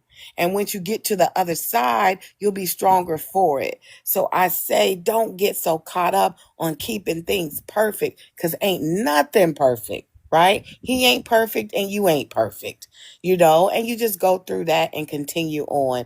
And not one person on this panel who's married is going to tell you they haven't had some of those difficult years. We just have to understand that's the ebb and flow. And when I hear women say when the money is messed up or he lost his job, that's not when you leave him. You don't marry him for the money. You marry him because y'all are a unit. You're his helpmate. That's when you support him. That's when you help him out. That's when you may have to take on a job if you don't have one. That's where you may have to work more hours because he's lacking and stuff. That's where you pick up the slack, but it will make y'all stronger. And I guarantee you, when he gets that job and gets back on his feet, he's going to treat you like the queen that you are because you held him down. And I land. Thank you, sister. I to say something. Did somebody else need to speak first, host? No, come on. I think I can't see her whole name, but I think you made some very good points. And I like the points that she made, because your spouse, your wife, you should be a helpmate. You want to marry a helpmate. You want to do exactly what she said. You want to, like, and I'm not telling you nothing that I haven't done myself. I've told anybody that I've been with, the only person that's gonna love you more than me is your mother, because I'm accepting your kids. Like, if I met you and you had kids and they were not mine, they are now my kids too. I don't believe in step or half or any of that. There is no step section in the grocery store. There's no half of a son section in the store for clothing. So I'm not doing that. If my guy's out of work, I'm doing exactly what they said. I've had it before where my guy's been out of work and because his shoulder was hurt. Guess what? I footed them bills for the 3 months, because when he worked, he paid the entire rent mortgage. So when he was out of work, I paid it, because I'm a person that saves, and I look towards the future. So those are things too that you have to prepare for. You have to educate yourself financially, where you have renter's insurance, a homeowner's insurance, car insurance, life insurance, all the insurances or savings that you need. So if something like that does come up, you are in a financial situation to help your mate. Because if all you're doing is shopping for the Birkin bag and the Chanel bag, and I'm not judging nobody up here, okay? But that's not it. And I just made a video the other day. These things are made in China, okay? They're made in China. So if I have a $5, $10 outfit that was made in China, and you went and got a $15,000 bag that was made in China, we both still have on China, and that does not give us any type of generational wealth. That we're not actually doing anything to help our family out with that. And there's nothing wrong with treating yourself. Somebody said in the comments, Keith, go ahead and take your bathroom break. I see you. I'm not going to be long. But I saw somebody say in the comments that I invested into my son. Yes, I did. But my son also invested in me. So let me show you. I set my son up for success. So that way, when he became a man, he could not say I failed him. I did not curse around him and use profanity. He did not see a lot of men in and out of my life. Now, was he going to hear profanity? Yes, he was. Absolutely. But he didn't learn it from his mother, is what he could say. So when he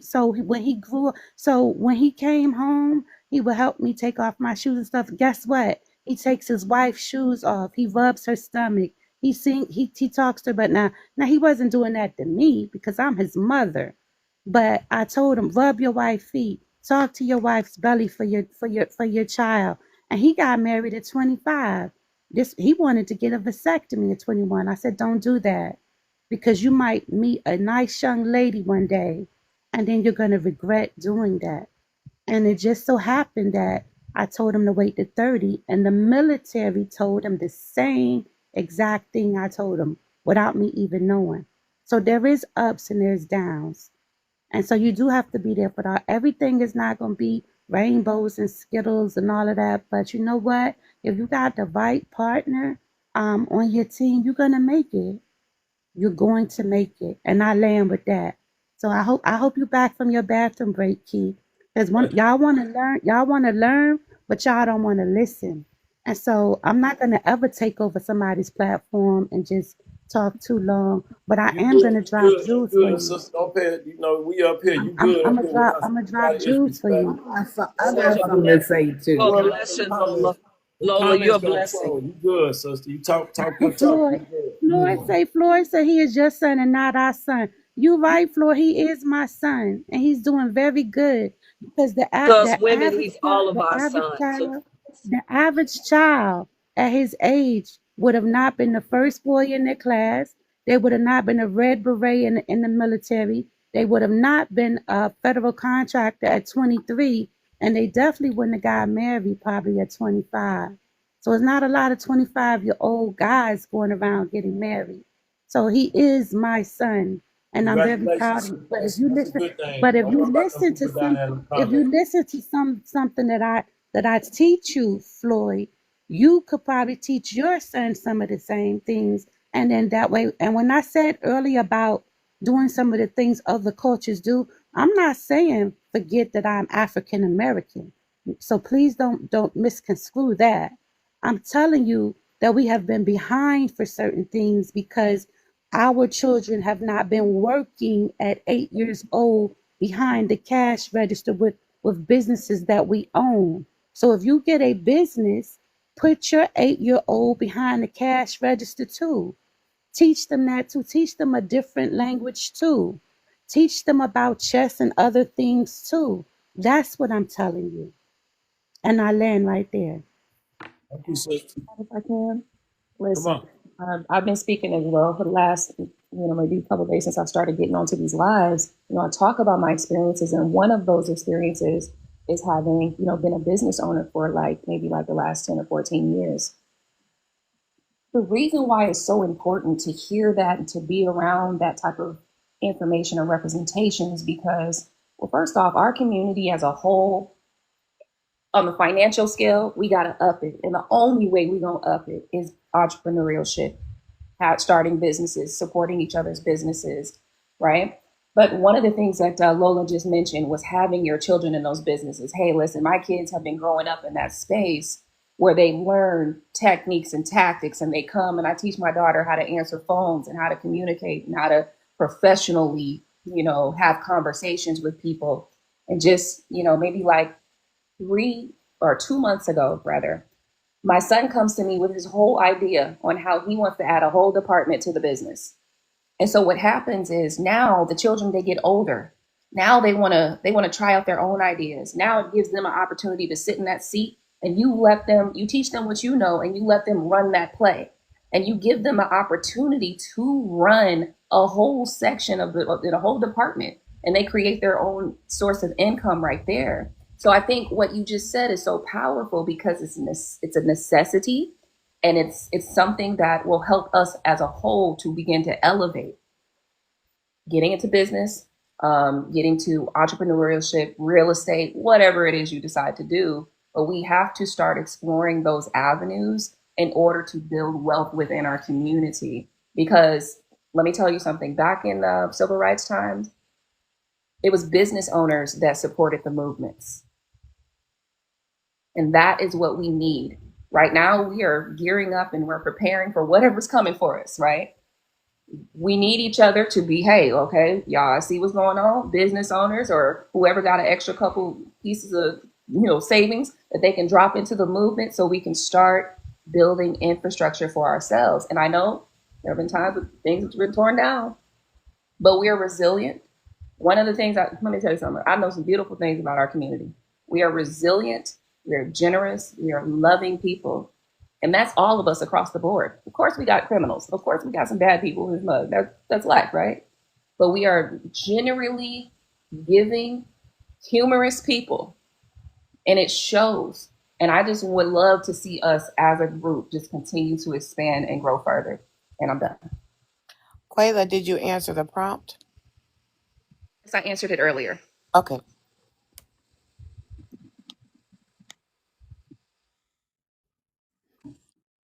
And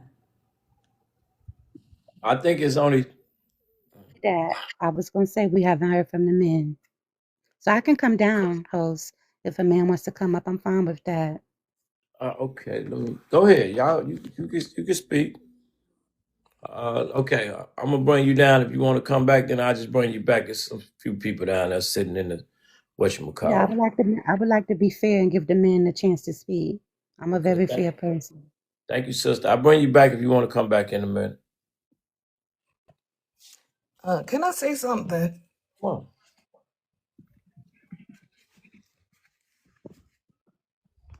Come on, CG. That was you? Yeah. Come on.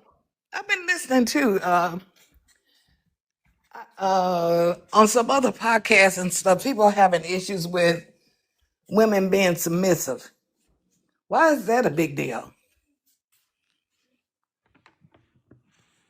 I think What's wrong it's with being submissive? I think girls it's don't like that. Uh-oh. I think it's a misunderstanding, she.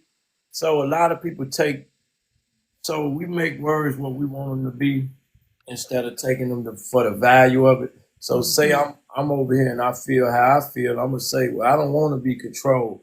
You may come and say, well, sweetheart, it's not about control, and then instead of us coming to an agreement, we start to go to war. I just think it's a misinterpretation of what these things are. That's all. Yeah. Because I think I'm submissive You're a and I smart like man, it. big I brother. You like are it. smart. I actually really like being submissive.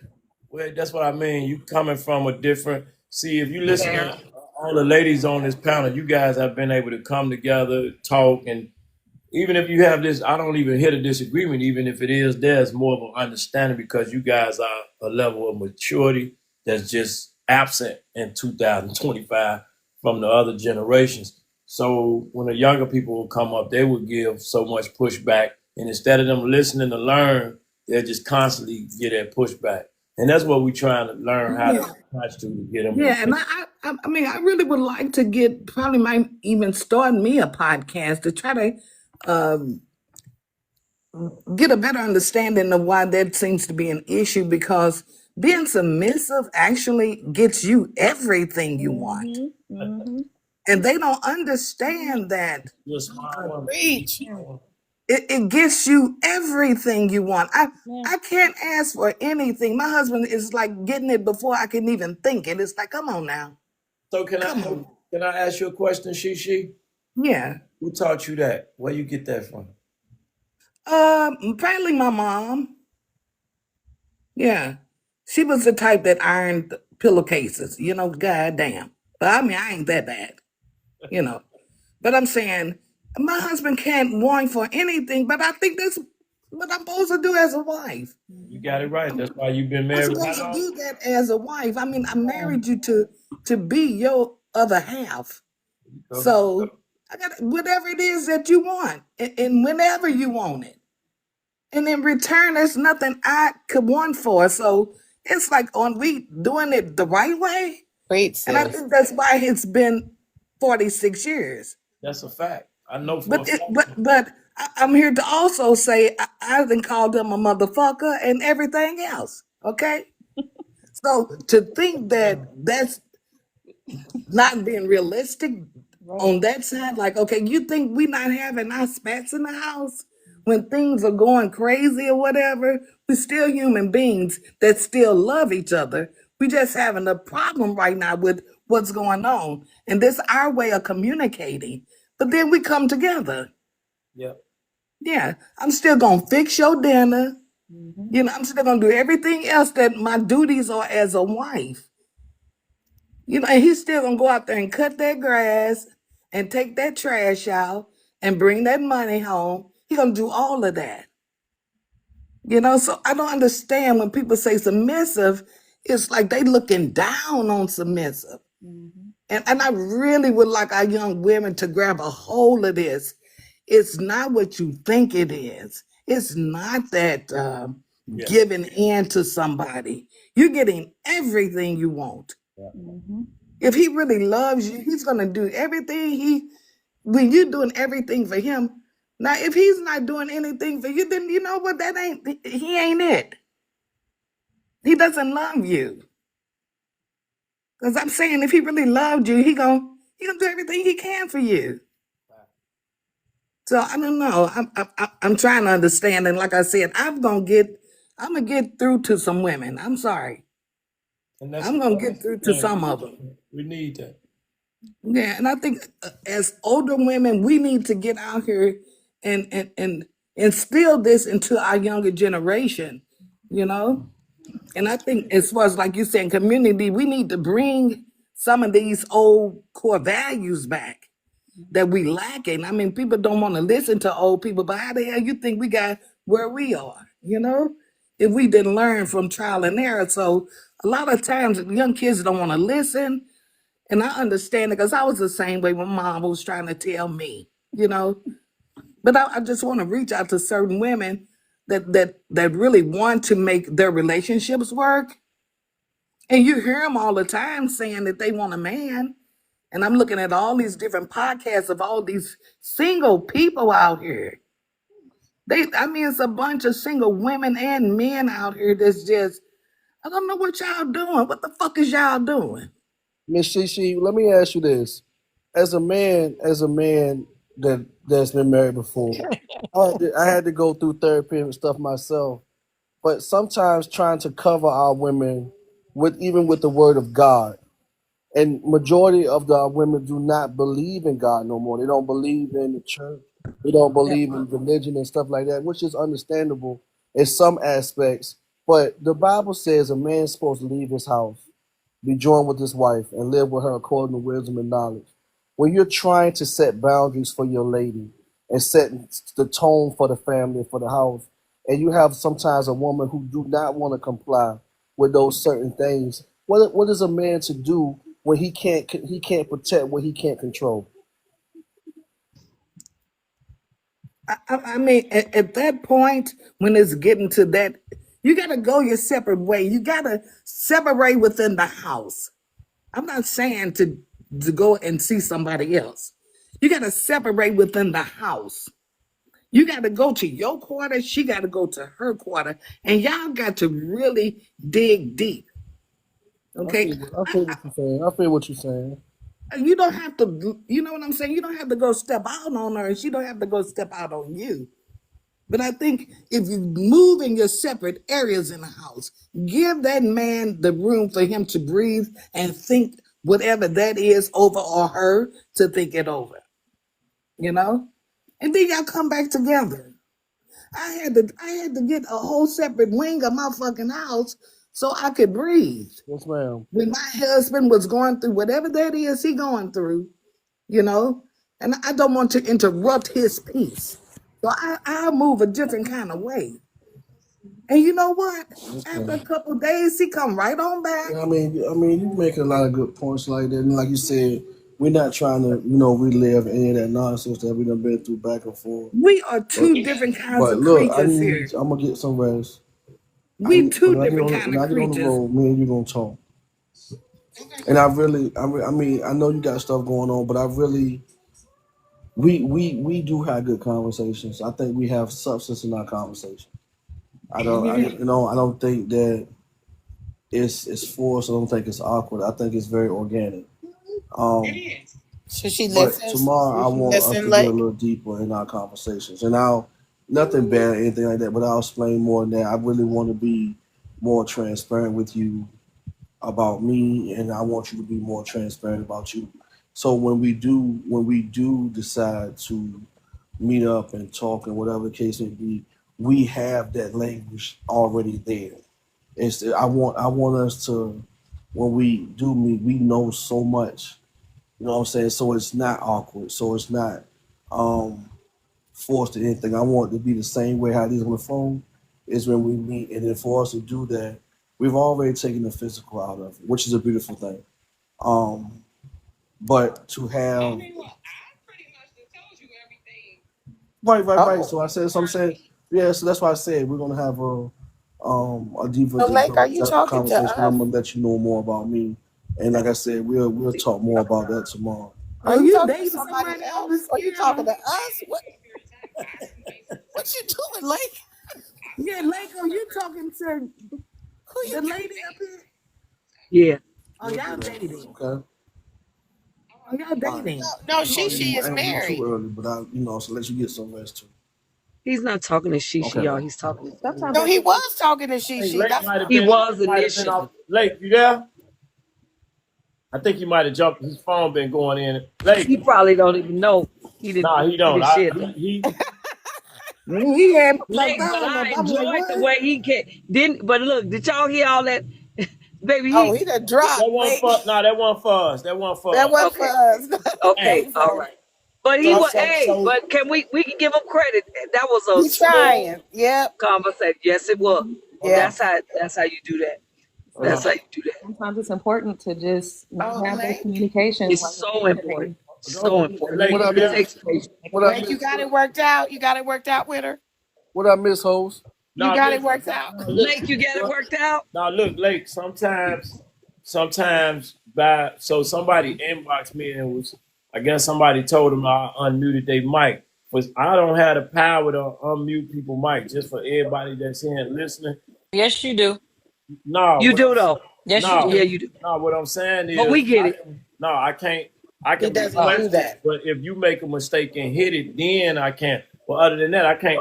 Okay, let me show you. So right now, I'm on she mic. Right, I just pressed the unmute the mic, and it says you can invite she to turn on her microphone. I can't just pull her mic. yeah, you can't do that. Yeah. Oh, so she had to make a mistake or do something. So, Lake, you made a mistake and hit your mic, and we thought you was talking to us. Then I cut it off. I can't have the power to Thought you were cut it saying off. goodnight. That's what just happened. Oh, We okay. want to give you kudos, like you was handling it with your We give woman. you Okay. kudos, big You was brother. handling it with But your you woman, did Lake. say Yeah, you you was about to handled that go. business Oh, Yeah, but honorably. you had me y'all kind hear of me talking to confused though, Lake. Yeah, I hey, thought he was host. meeting you, Shishi. No, I no, Lake, no. I did hear you. too. I I was hear like, you, Lake. I did I hear my I you. I thought hear you you. had been cousin. counseling him, Host. Shishi. I hear you. Hey, host. That was Thina. Okay. I got you. I got you. And sometimes it's so important when, especially when you're in a space of anger, to just not say what's on your mind or what's on the tip of your tongue right there. Just take a little Absolutely. step away from that Temperament. conversation. Temperament. Step away.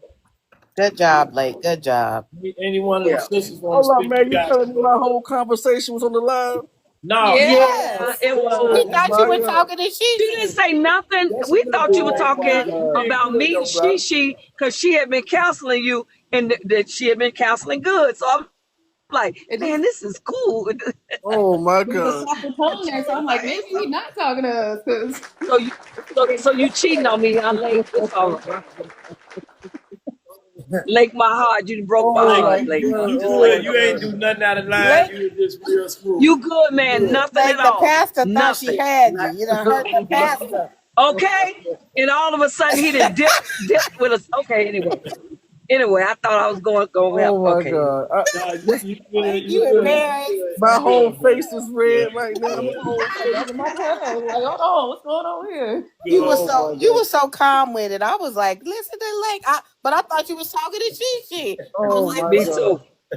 is he? Is he and Shishi got something going Oh on? my god. Oh my god. Oh my god. Oh my god. Huh? I got me a young man now.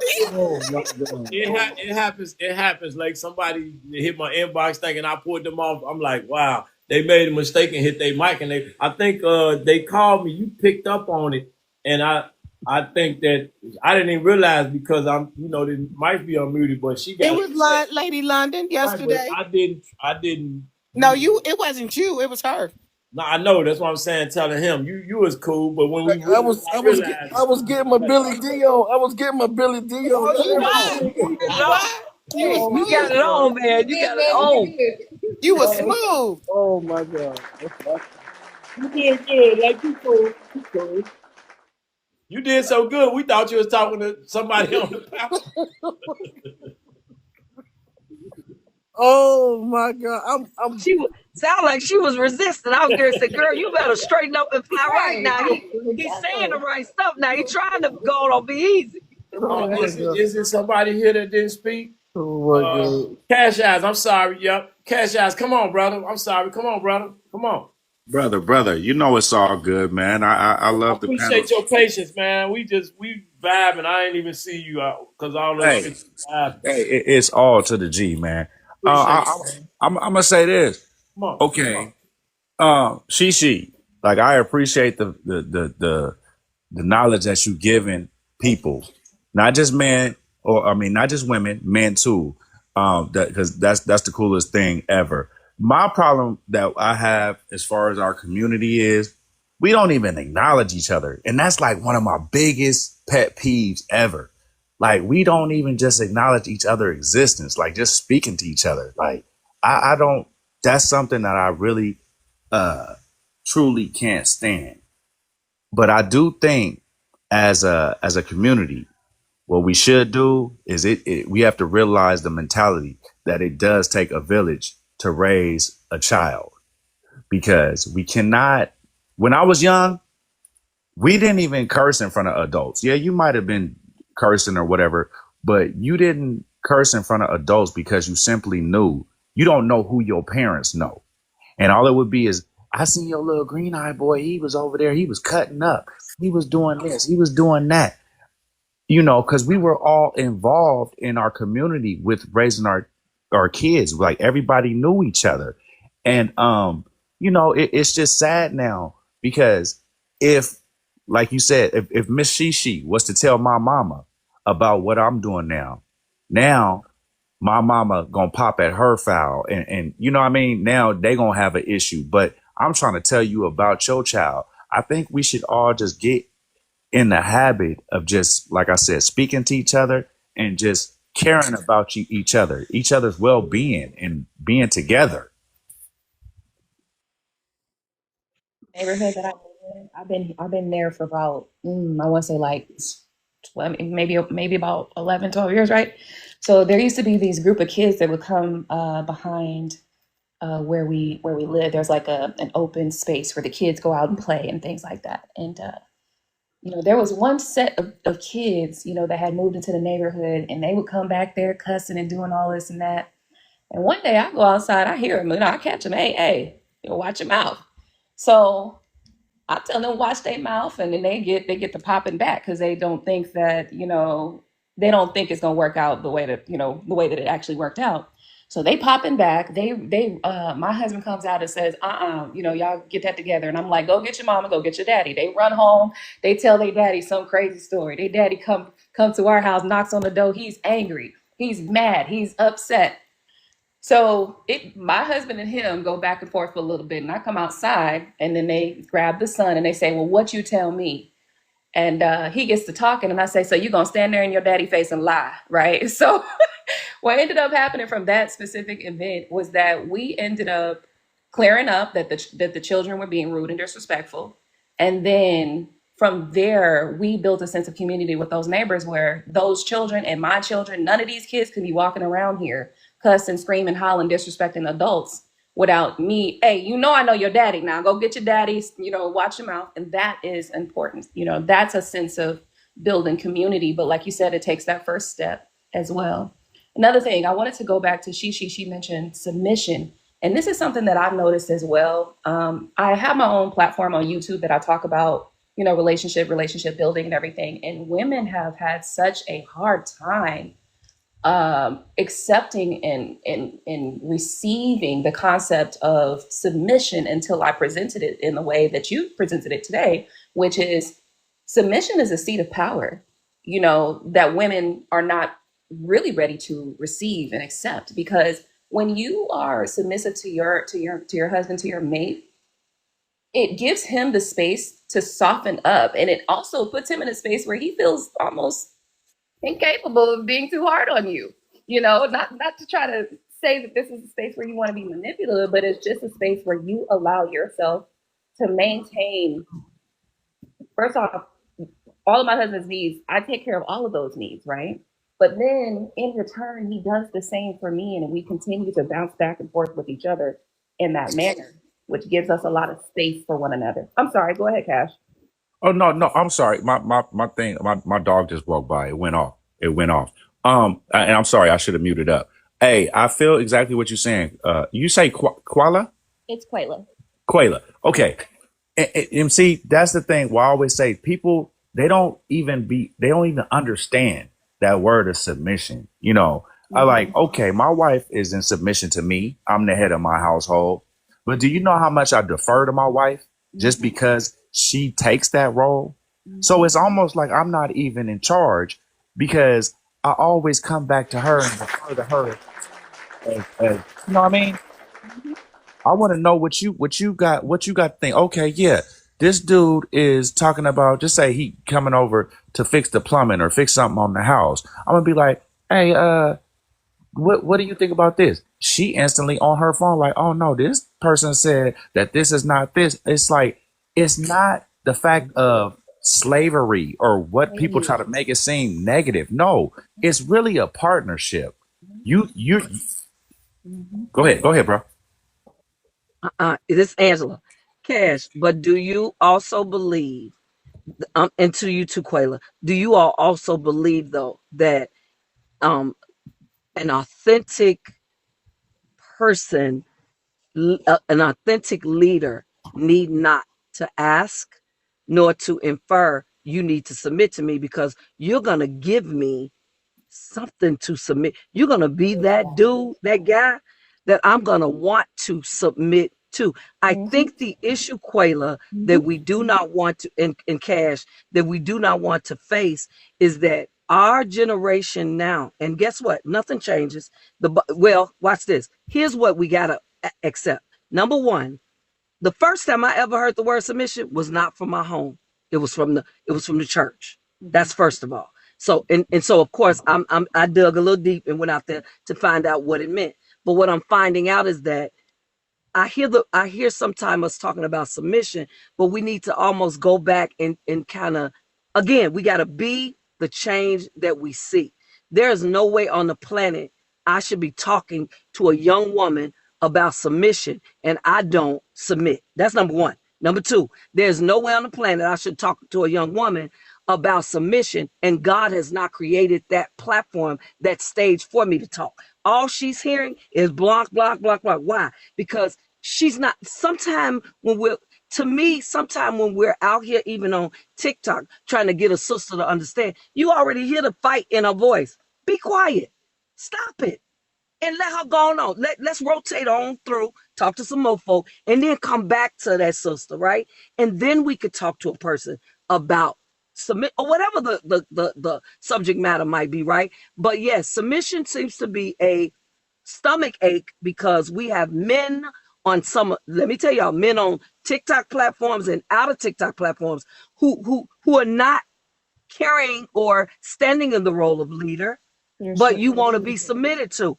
All you doing is sitting in your easy chair and you know what? I even have some about that because at the end of the day, if you marry the man that's sitting in the easy chair, you doggone skip it. Go on, do what you should do more for him than you do for your pastor, because that's your first pastor. Now I stand in that, right? But at the end of the day, if we're gonna do it, for me, it's the way the Bible says to do it. If I'm going to submit the way the Bible says to do it, my husband also has to accept that the Bible says he gave us dominion. And so the problem gets to be, because God gave me dominion too. He gave us both dominion, right? It's sometimes then that means that just help me, man of God, to bring it on down so we can build for real, for real. And to me, a brother who knows who he is securely knows how to cause a woman like me of my standard, my caliber, to submit because he's submit worthy. Well, you submit to a man who submits himself to God.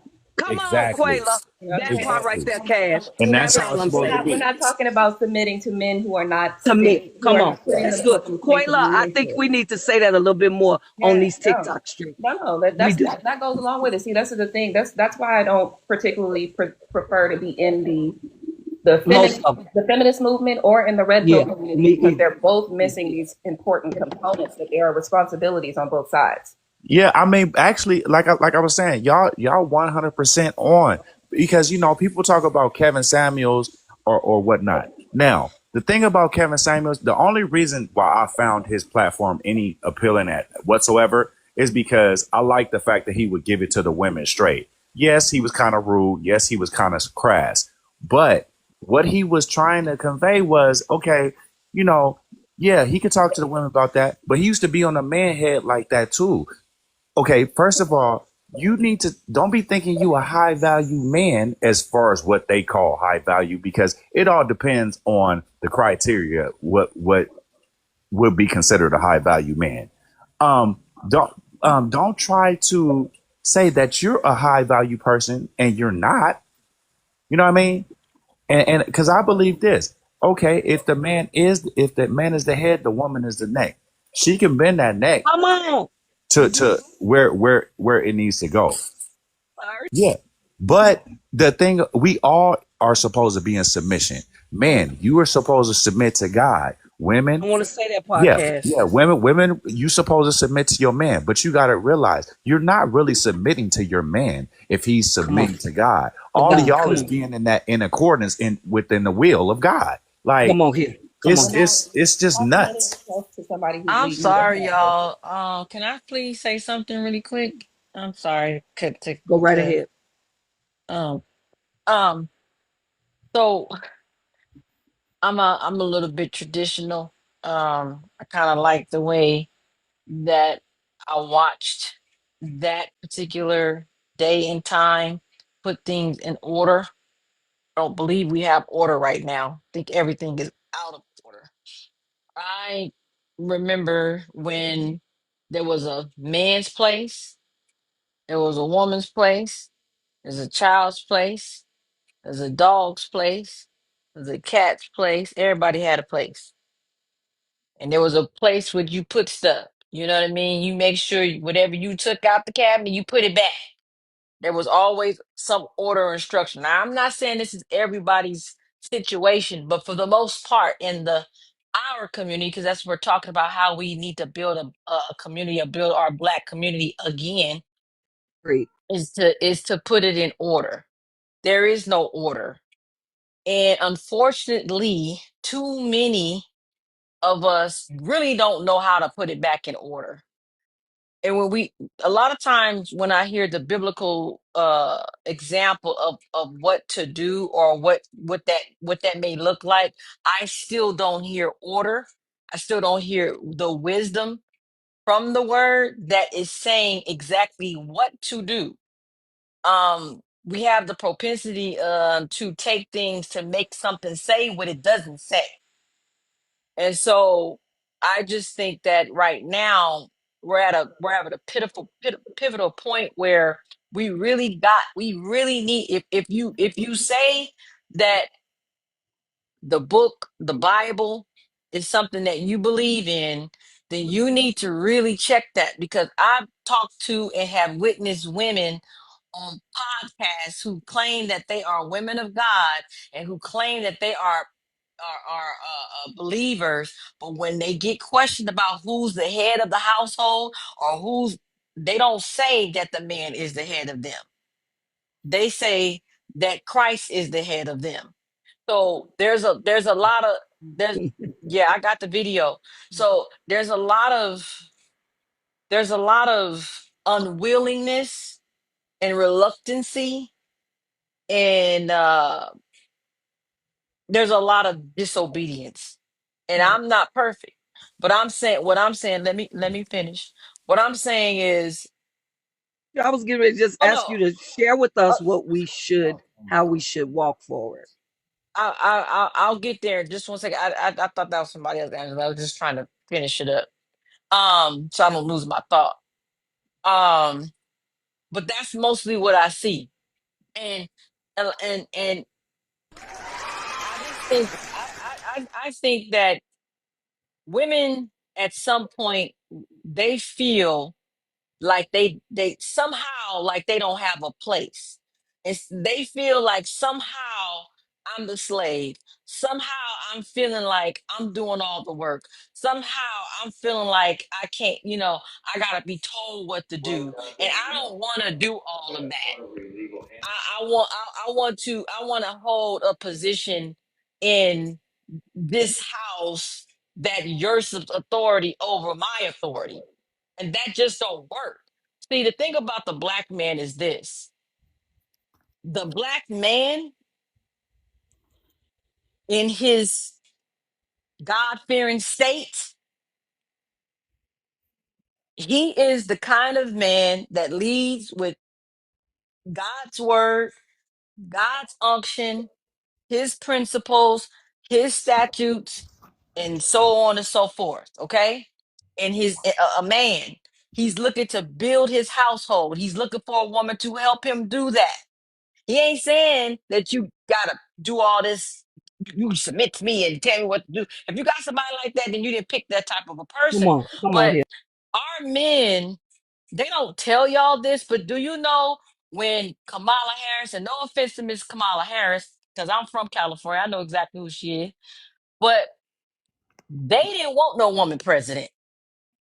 They only voted for her because the wives were telling them that if you don't vote, I'm divorcing you. They were coerced and forced into pushing them to vote for that woman. But when you heard the brothers from Chicago start talking, and the brothers from New York start talking, and the brothers from Maryland, they were like, I don't want no woman lead me. Da da da da da da da da da. They don't want to be led by no woman. And it's not that they don't believe that you can't lead. Well, a lot of them do think that, but they're not trying to say you can't do anything or you don't have skills. They just have an innate, it's something innate in men that I am the man. I'm the man, and I'm going to lead you in this way. Now, if you don't trust that man, then you need to get off of the ship because you're not going to submit to a man that you don't respect. So I'm just speaking about order and structure. So what should we do? We need to learn what that is. Well, it's not a Hold, dictatorship hold per on. I didn't say that. I didn't Quayla, say that's that. all I'm saying too. I didn't say that. See, never mind. I'll Not stop. talking at you, Kanai. We're not talking at you, but we want to also make sure that, and this is what I love about this But I particular. never said. I never Oh no, said no, no! I'm not dictatorship. even. No, we're just saying. We're just Yeah, throwing in I'm there. not. I'm This not. is not But a I don't. dictatorship. But see, hold on a second. I didn't say this. See, every time we have these conversations, the first thing, whenever you talk about the leadership of a man, the woman is always right there. It ain't dictatorship. Don't control. But leadership comes with that. But Kanai, Leader. but you Hold have. on. Hold on. Hold on. Hold Go on. ahead. Go ahead. Go ahead. Leadership come.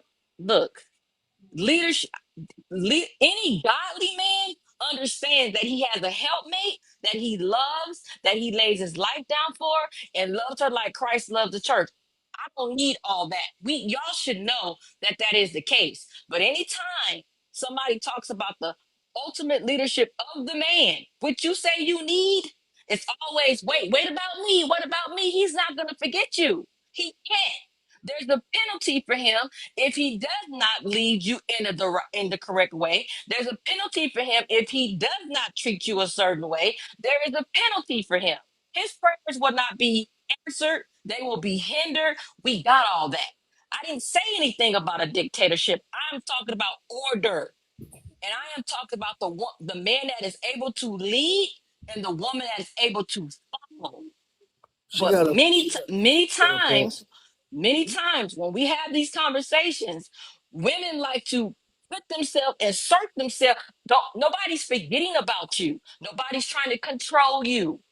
A man don't need to control you if you control yourself.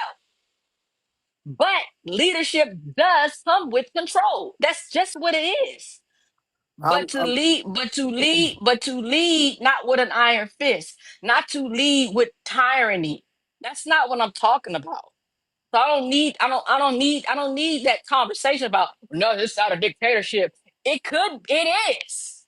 If your husband tell you, Kanai, hold but on, Kanai, let me this is make what. it. Yeah. This is what communication is all about, though. So unfortunately, you Saying are that, but going. y'all been But talking. what I've I'm been saying quiet is, for a whole hour. I can't even I talk. understand all of that, and he was trying to get you in. But what we're saying is, I just know it, as but I was just just as trying to something to think finish. about. Go ahead. I'm gonna mic up. I don't need to think about nothing because I understand exactly what I'm saying. I'm not saying that women should be controlled and be bossed around, but this is where the black woman, this is why men are tired of us. Because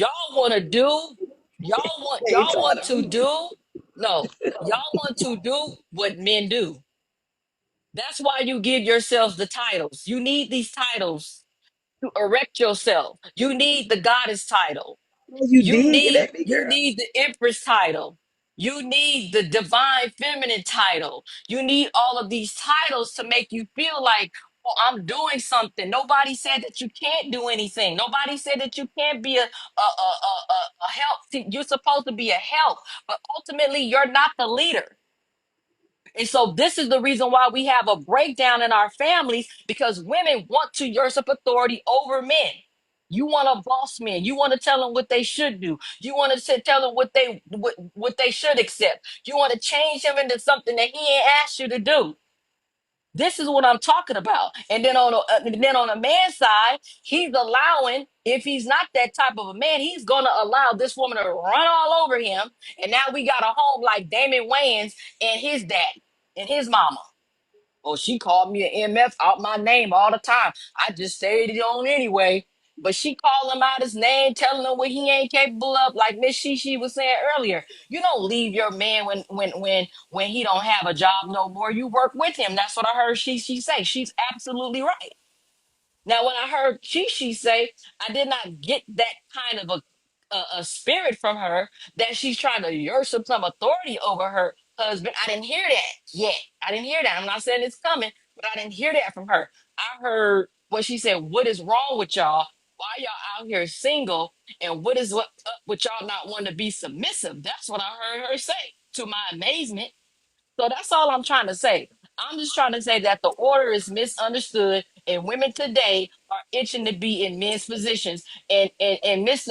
Chicago, if we don't build at the order that they say that they believe in the Word of God, it's not going to work. It's not going to work because too many of these women are vulnerable. They're trying to protect themselves and they want to benefit and they don't know how to just trust in the Lord, trust in their husband that they claim they're picking and move on with that. They gotta be in charge. And if it's gonna be like that, we can't move anywhere. And you know what? Real quick, I'm not worried about what's going to happen to me, what she gonna do. I'm worried about what God gonna do to me if I mistreat my My wife. God, That my part. God, Get that right in. there. Get in. No, And you. I that's mean, and you should be. And she should be worried about what God gonna do to her if she don't get it right. Absolute, Because it's on absolutely, both sides. The Bible says that absolutely. a woman should walk and have a conduct so much so that the man that don't serve God will want to come to his own That, repentance to serve him. yeah, So you that's the word. still, it doesn't give you a pass, woman, to stop serving and to stop being a wife because your man cheated, because your man don't have money, or because your man did this or whatever. It says that your spirit is still supposed to be in a position that the very conduct of Uh, a woman is able to uh, graft him into serving the most high. That's how bad boss you supposed to be. But you don't have to be bad boss in that area. Not talking about y'all women, because y'all holy women. I ain't talking about y'all. I'm just speaking in general. He's right. But it's not just on men, it's on us too, because we serve God and worship God through how we serve our husbands. And that's just the bottom line. so the Bible does give a woman or that mate. Let me just say this: the Bible does give that mate leadway to divorce if that man cheats. Okay, let me say this though to some women who are listening to this panel tonight. If your man, I don't have no issues with a woman stepping what she said, which is step away for a minute, breathe, get your faculties. Because at the end of the day, you don't have to necessarily. You need to go to God for real, for real. If he's cheating, that means he can bring you a package home. Did y'all hear what I just said, women? Okay, that's one. Number two, I think what challenges us at times, the one thing I want to make sure of, number one, y'all, when y'all hear my voice, I want to make sure I sound like I am for our brothers, whether they Caucasian, Asian, or whatever. And I'm also for my sisters. No matter what the culture, I'm for women at large. Because at the end of the day, we could talk about this Bible back and forth. The Bible says it this way. It says the letter killeth, but the spirit is what give life. A lot of us are out here on these TikTok streets. We're speaking of words that come from the Bible, but we're not living the Bible. And so again, the Bible talks about if God don't create the stage, then you're talking, you ain't nothing but tingling brass and sounding cymbal. However, I think what Quayla and I were saying about dictatorship, and when I'm talking, y'all could come at me and hit it like you want to hit it. I digress because at the end of the day, I still gotta listen. If I totally believe the man who loves God is going to give me something to submit to. And when I tell you, I can't wait to marry again. When I tell you, I'm going to submit to that brother wholeheartedly. Matter of fact, I'm making plans now because I love my brother so, and I learned so much in the first marriage. I learned so much communication, the whole nine. But you know what I loved about my brothers now that I kind of could step away a little because I'm not the one that divorced. I divorced him, yes, but he stepped away and said he was going to divorce. I learned that if a woman cannot have her voice, and there's a way our brothers know how to talk to us, big brother, so that we will manage and we will come into full partnership with them or full, and I don't want to say the word obedience because dogs obey, but a man that really is doing this thing the way the Bible says to do it, a woman is not going to have no issue submitting to that guy. Can I tell y'all something? Y'all can ask my ex-husband. That brother got out of jail and I married him. You know how I married him? Because I saw the Lord show me his potential. So when he gets out of jail, right? When he gets out of jail, bless his heart, I asked him, I said, sir, what is it that you want to do? Because I love you just the way you are. He said, I want to own and operate my own trucking business. I put my ear to the ground and I said, well, I said, go ahead. Whatever you need to do, you're going to do it. Because I think I carry enough weight at American to be able to carry our household until you can fit. He said, Angela, real men do not have a woman working and they ain't working. So even if I got to work if I got to work temporary, we're going to work. Y'all, we had a very lucrative truck owner and operator business. And to this day, I have a small business because of what he taught me in that game. But I got underneath that thing, Quayla, and I pushed that man cash. And I told him, I say, man, whatever it is you want to do, I'm going to be right here to see you through. But that same brother stepped away, right? Again, if you ask him today, did I make the right emotional choice? He'll tell you no. But of course, we're divorced now, right? Big up to the truck And, fleets. and that's I the wanna consequences of his actions. it's a brother here, Dr. Sam. I would like to hear from you speak, and then we'll go to Tito if you still here. Sam. If you want to speak, brothers, I'd like to hear from you, brothers. It might be a little late if you there. Any one of you guys there? Okay, they might not be there right now. Okay, sister, you can finish. Go ahead, brother. Come on. Dr. Sam? Can you hear me? Yes, sir. Yes, sir. Oh, okay. Sorry, I was adjusting my earpiece. Good Thank evening. I just appreciate you inviting me. I love your topic, man. Every time I come, it's very wonderful. I came late. I didn't know how the interaction started, but what I was just trying to say is that it's about the biblical injunction about marriage. Like the other day, I was there and I was typing it that when we're talking about marriage and family, except we go back to the to the root, or go back to the owner, the creator, and the one who has the trademark of marriage. If we don't go back to that root, we will all be making mistakes. And somebody took me up the other day and said that it may be cultural, it may be societal, but I was just saying that whether you're in America, whether you're in Africa, whether wherever you are, marriage is sacred. Every culture, every religion, every society understand and respect that marriage is an institution, it is a sanctified institution. So if we understand that from that angle, when my son is misbehaving, I don't have all it takes to correct him, but I go to God, I kneel. What I try to do is to be very strong The in the Lord. teacher. I go to the Lord and I talk to God and ask Him for the wisdom. When my wife is misbehaving, I talk to God. I ask Him to give me the right wisdom, the right emotion to manage that situation. So, with a man without God is a helpless, powerless man. So, if I could establish my relationship with God, then that helps me to navigate the stressful challenges at home. Now, having said that, I want to talk about how can we make broken homes in the Black community better.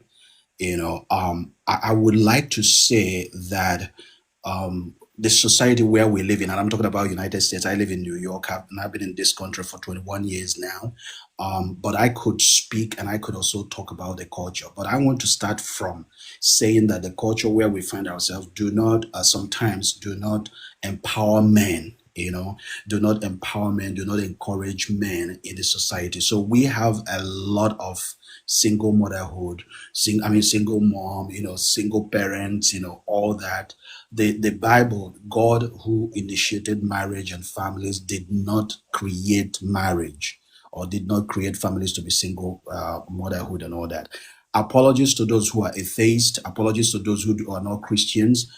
You believe what you believe, but I'm just speaking from a Christian perspective, and I believe in God so much. So therefore, what I'm saying is that for us to make broken homes better, we need to include men. We need to involve men. I'm not saying it because I'm a man. Real women will understand what I'm talking about, that it's not easy for you as a woman to take care of your children, to raise those children. It's not easy. God created that a man and a woman should be able to harness and work together to build a home. And I'm also trying to drop this, that the biblical injunction is that there is no condition. You don't have to have a condition for me to, my wife doesn't have to have a condition for me to love her. God says love without condition. And God also instructed, be submissive without any condition. You don't have to have, I don't have to have it all. I don't have to be perfect to my woman for her to be submissive. God gave that instruction first: submit. I don't have to show what to submit, right? So, but the point, and also she doesn't have to show what I should love. The point is that that heart of love, that heart of submission needs to come without questioning, without any condition.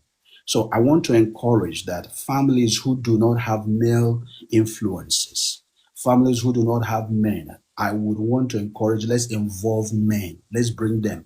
We have issues. I'm not saying you should marry the man. I'm not saying you should be in a marriage. But what I'm saying is that raising children, involve that man.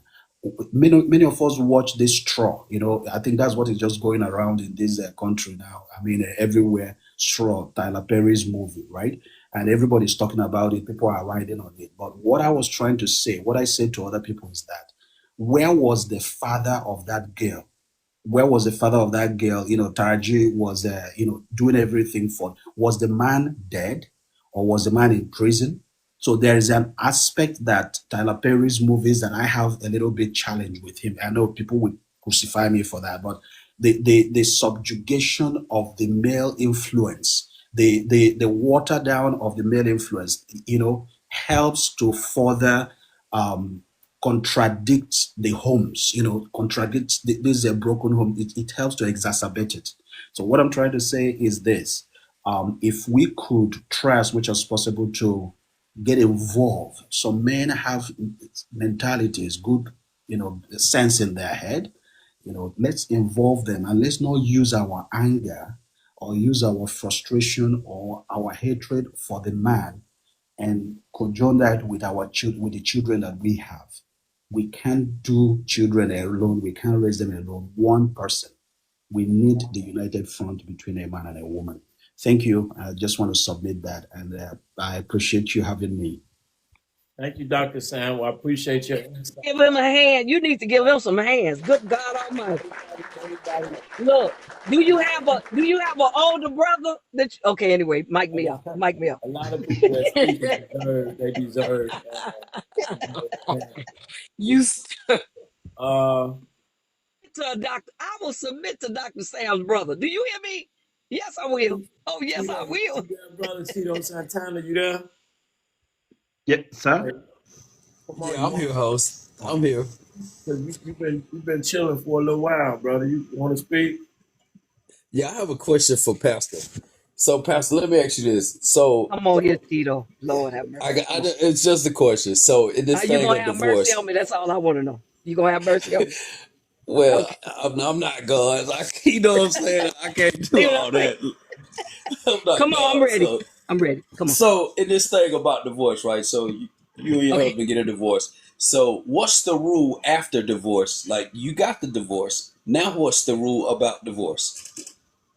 Now, what do you, okay, are you asking me once the divorce was settled, can either of us marry again? Yeah. Okay, so I believe like anything No, no, else. no. What does the scripture say? Not what you believe. What the book say? Okay, okay, well, here's the thing, right? I'm talking about the word now.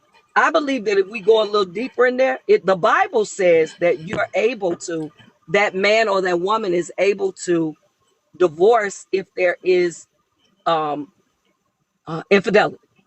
Did I say that right? Yes. Infidelity. True. Okay. True. Yeah. So watch this now, and here's it's for interpretation. We got to go in. I believe some of us haven't read all the Bible, all the scriptures in the Bible, so we think that if a person is divorced, that you're still married technically, right? Is that what you're going after? No. No, not at all. Okay, because you're able, you can marry again. God will have mercy on you like He has mercy on you for everything else. Because you don't want to be out there buck wild, right? It's better to marry than to burn. Absolutely. So you're able to marry again. Yes, sir. You are. Okay, and if you do, according to scripture, if you do marry again and it's not the person that you were married to before, do you make the person that you married an adulterer or an adulteress? See, I kind of knew you were gonna come there, right? Absolutely not. You gonna go to God. Let me tell you who I went to talk to about my divorce and about if I was gonna stay married. Because I was asking God, am I gonna marry this man again? Am I gonna stay married to him in our current situation? What? And the Lord said He will not go with you to your next season. So let me tell you what I always tell people of that about that part of the Bible that some people, not you, Tito, but some people seem to misinterpret to me at times. I think you need to go to God. Because for me, people out here talking about submission that don't live worth dog meat, you can't talk about submission. So go to God about that. Go to God about the marriage and being divorced and about a person cheating on you. And then, of course, they decide they don't want to hang with you. Because I never divorced my husband. My husband didn't want to be married. I would have still been married. Next question. Okay. Go ahead, big brother. no, I was just looking. Yeah, can I say something a Come little on, bit? I Yeah, saw somebody come off their mic. Come on. Go yeah. ahead, Dr. Sam. I just wanted to say something about divorce, right? So even at that, divorce may not be, or even from the Bible. I think somebody was quoting Matthew, where Jesus talked about divorce and referred to sexual immorality as the basis for that. But if you also read that Bible verse, you see that Christ also made it that it will be your decision. Sexual immorality or adultery or cheating, it's not only the reason to get divorced, and I'm not trying to promote adultery or cheating. That's not what I'm trying to say, but it's your decision. While I'm trying to say is that this is a society, this is a time that people rush into, and people don't just want to stay married anymore. And it's the devil, right? Because the devil does not love where there is unity. The devil does not love where there is love. The devil does not love where there is where there is a action together that people are taking together. So wherever there is progress, the devil comes in to bring we call it wahala in my local parlance, right? So the devil will always come to bring in that problem because he encourages adultery. He encourages people staying together and messing themselves up. So but Dr. Sam, when it has to do with marriage, right? So the devil doesn't want that. So adultery or infidelity is not really the major reason. So people can also not the major mess reason. together, forgive themselves together, and still be together in marriage. I've seen that work out a lot. That people, not because of the infidelity, they stayed back. Now, Nowadays, where people encourage people to get divorced is that if your life actually is in danger, right? So that's if your good. life is in danger, or you have a partner that is threatening your life, you see your life that your life is in danger. That's where people are actually rush into getting divorced. But Dr. Sam, yes, ma'am. Dr. Sam, so do you mind if I ask you a quick question or ask you to do you mind, big brother, if I ask Dr. Sam to expound on something real quick? Okay, Dr. Sam, so I want you to share for our listeners, uh, what if the woman like me decides she wants to stay married, even though the Lord showed me and I get to challenge him about cheating, and I still want to stay married. I still want to. What is your what do you share with that woman who wants to stay married, but the brother does not? He chooses to step away. He chooses to walk.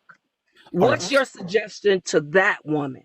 Because see, the world hears that, that, or maybe thinks that she just walks away. No, I knew that I married him for better or for worse, and I was ready. I was ready with a D. I was ready to stay married because I thought I would be married to him until the end, because that was my plan. And we share with each other that divorce would never be an option. And as soon as some other sister came along, he stepped and it was an option. So what's your encouragement to that woman like me who wanted to stay married, but he chose not to? What's your suggestion to me? Should I stay unmarried? Should I marry, find love again? Go ahead. I hear you. And that's where I quote this: can two work together except they be in agreement? You can't marry yourself, right? You can't be in a relationship with yourself. If the man says no and say he doesn't want to stay, you can't force him to stay. All right. So you can't continue to pretend that there is love if there is no love there. So that's what I'm trying to say, that infidelity is not even the egregious thing one can do to make someone get out of the marriage. One of them is that communication. If someone chooses that you are not the one for me, there's nothing you can force about it. Even if the person cheats, even if the person cheats and you still love the person and stay back, and the person decides that no, I don't want to stay, there's nothing you can do. You go your way. So I always say that divorce does not start when you sign the paper, right? The divorce started when you guys stop talking. When you guys don't communicate again. The divorce has already started a long time ago, before it finally materializes. So Am I biblically able to marry again? Am I yes. biblically? Thank you so Oh much. yes, yes. As a matter of fact, yes. There's nothing wrong with that. Yes, you are. There's nothing wrong with that. As far as there is a paperwork and you did that, did all the things and you got the real divorce. There's nothing stopping you from doing that. Biblically, I'm not. I don't. I would not encourage you one to be in a burden. For marriage is not created to be a burden. It's supposed to be an enjoyment. It's supposed to be where you enjoy yourself with your partner and the love of your life. And even if there is no enjoyment, you create it, you build it. If the grass is not green, then you plant that grass and make it green, water it and make it green, instead of looking for the other side. But if it becomes a bondage, rather suggest. You can marry yourself, sister. I understand what you're saying. Boy, you making me, Dr. Sam, you gonna Yes, make ma'am. me go get married in 6 weeks. You that's that. understand me? That's what the Lord I'm has doing planned. it That's what again. the Lord has planned for you. The Lord is intended that you get married. Say it God, again, Dr. Sam, so the God folk in the wants back all can of hear. us. God wants all of us to be married and remain Come married on. and stay married. So Come you on. have your man there. Your man, someone that is going to love you, is out there. Don't close that door. Even if your heart is broken before, it is bound to be restored and repaired Come on for here. you to, I believe love it. again. Yep. Okay, I've we been want to encouraged. hear Jay Real down there. Just came in. We want to hear. Is that Jay Real? We want to hear the brother Jay Real. Come on, brother. Hey, what's going on with you good folk? First Appreciate of you. all, If you want to take me down, you can take me down. If you got somebody else that need to come No, back up. you good, sister. If anybody want to move down, you can either move or I'll move you down. Then you can come back. You good. You good. Okay. Come on, brother Jay Real. first, peace and blessings to the host and Peace everybody on and the blessings to panel. you, man. Yeah. Um, Happy Father's Day to all the brothers on the panel too. Thank you, Say, guys. Come on, thank you. Jay I Real. appreciate that. We appreciate that. I'm a single dad of 3 kids, so I really appreciate that. Um, so I think I kind of I came in when I was chiming in on a specific area you guys were talking about, You and can then talk about as whatever you y'all want, brother. expounded, I got to hear what I'm saying, the totality of what it is that you guys, the subject matter. But it was just the specifics that I was trying to hone into. I'm not really. My thing is this. Let me not even say that. I'm just gonna say this. When you understand that you're making a decision to enter into a legal binding contract and or into a committed relationship, meaning a commitment of any kind, right? You have to understand what you're doing just as serious as you would understand reading any contract you're getting ready to sign. You would never sign a contract unless you read it in its totality and understand what you're giving up and what you're gaining. And I think that what we tend to do in relationships is skip over the reading of the contract, which is the true communication. This is where I want to say, where I'm kind of leading to. Like I said, I heard y'all was on, we got preachers, pastors, doctors on here. I ain't trying to take up too much time, just trying to direct my comment to the prompt and my thoughts on Good, how brother. to make Take it your better time, man. because Good. of the type of situation I run. I run a co-parenting situation, right? So when I say I'm a single dad of 3, right, you could take that as what I'm saying. But honestly, am I a single father? Do I raise my kids singularly by myself? No, I'm a single person, but I'm not a single father. I have a co-parent. So when I look at the way that me and their mother communicate and the basis of how we started our communication, we've been divorced 6 years, was married 13 years, high school sweetheart, so in a total relationship for 22 years. Um, our communication was key. We had to learn each other to know that this is what we're gonna be in, right? She had to understand that I was gonna be the man that she was gonna dedicate everything that she had to an understanding of raising her children. She was going to follow my lead. She was going to do all of these things and know that when she made that quote unquote sacrifice, she was in it for the long haul. It was not going to be to a point to where she became unhappy, unsatisfied, unpleasurable, X, Y, and Z. On the other end, as a man, I understood the commitment and leadership I was making when I asked her to be my wife. When we had children, I understood that I had to quote unquote put on my big boy pants and I had to do what I had to do. But none of that would have been possible if we didn't have a pure form of communication. I think a lot of times we lack that space to be able to have true, open, vulnerable communication.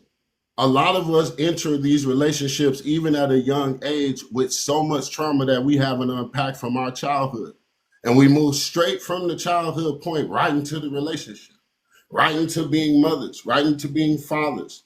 And we never get an understanding of who we are. So we can't articulate to our significant other who we are for them to understand how to function in a relationship with us.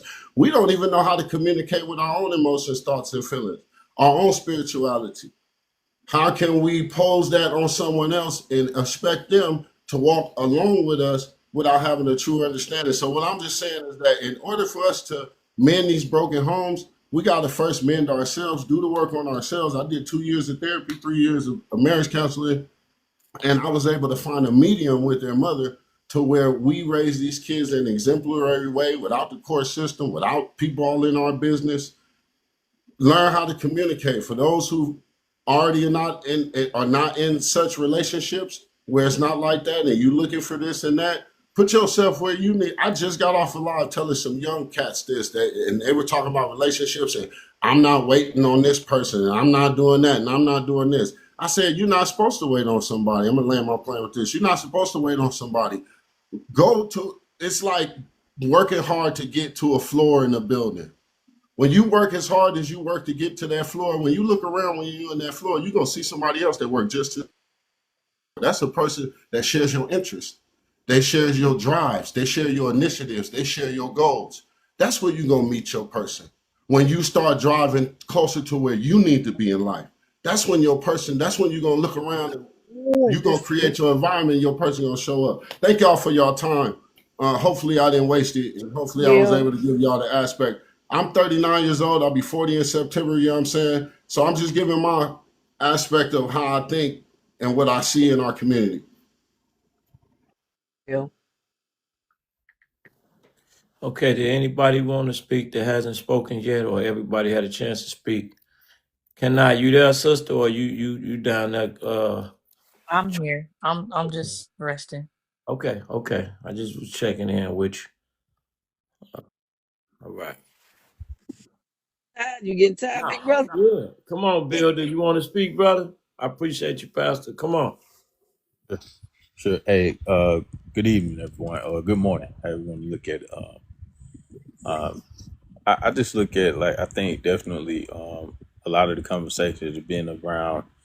I kind of believe in putting God into it, and I truly feel like that's the biggest thing. Like, I got married when I was 20 years old. I didn't know much about life. More or less talking about being a man. More or less talking about being a husband, right? And I figured, after some time, I was like, dang, man, I felt like stuff went right. And you could be a good guy, a decent guy, not disrespecting your woman, not financially abusing, physically abusing, and still not be a good, you still not be a godly husband. Let me say it like that. And being good is not godly. So at the same time, that means you're gonna fail some things, you're gonna miss some things. You know what I'm saying? And it took a lot for me to accept that, dang, man, I did some stuff wrong, or I could have did some stuff better. So I kind of had to go back to the drawing board and figure it out, because my dad gave me everything he had to give me as a man, but he probably didn't get all the lessons that I needed. You know what I'm saying? Because I'm sure if he did, he would have gave it to me. Same thing with my stepdad, right? So I had to go to the word to find something to get on the right path. And I feel like that's the biggest thing that I had to do. And if we connect with a source like that, I feel like that'll put motherfuckers on the right path in our community. You know what I'm saying? Because without that, we're going forever be lost. That's, that's just my take on it. Appreciate you, brother. I'm wrong. What's that? I want to add to that statement. You hear that? Professional. Oh, okay. I apologize. Yeah. Peace and love, Hold on. ladies. The Can sister y'all want. hear? Hold on, Professor. We're gonna let you in right after the sister speak, brother. Come on, No, sister. I just want to add a little bit to that. Now, I want to be clear with you guys. I believe in our spirituality, but I'm not based in religion. So I want to be clear with you guys on that. However, I have a strong respect for the foundation and the core of religion, and the Bible, Quran, and some Buddhist theories. But I want to say this outside of that. I want to say that in our community specifically, we have a very strong basis in spirituality. Black people are, excuse me, BLK people are extremely spiritual people just from its inception. So we have to be aware of that. And that's why, I'm talking about, and I mentioned the spirituality, or, God, source, whatever you feel called to, calling that higher power. We have a strong basis in that. And so when we are allowing ourselves to utilize our spirituality to help us through these journeys, it can help us through those dark moments where we don't know what to do. Another thing is, if you have a strong basis as far as your family, they could be helpful too. But most definitely, your spirituality and being grounded in that is a very key component of just who we are as people. And I'm gonna leave that there. Thank you. Come on, brother, the professor. Come on. Peace, love, light, and healing. And, Can you hear me okay? yeah. Listen, a lot of good things have been said already. And I just want to add to the narrative. Uh, and I think when we look at it always starts, when we look at the bigger issues, it always starts from the smaller problems. I think one of the greatest problems in our community is a lack of knowing thyself. There's no time um, putting into investing into knowing what we are over who the world will allow us to be. Like the sisters just said, the spirituality aspect amongst our people, it runs very deep. That is what we are. We're spirits that possess souls, that's clothed in the flesh, that people prejudge us and our humanity by on a daily basis. Um, People aren't human, and we have to understand what this means. People is a group of individuals who invest in separation, segregation, division. They even go home to their houses and divide themselves by the people and constituents in which they love and go to their man caves, she says, you know what I'm saying, in bedrooms, just anything to separate themselves instead of a collective, homogeneous way to tap in. Um, Introverts are people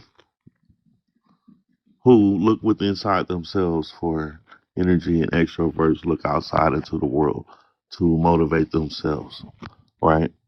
Um, Going back to, I kind of sped up a little bit. Going back to what it is to be human. What it is to be human is to be a spirit, is to be spiritual, is to understand how we connect to the universe and every other living thing on this plane of existence. Everything on the earth and hovering around her comes from inside of her, right? But the earth ain't the world, it's a separation of the two.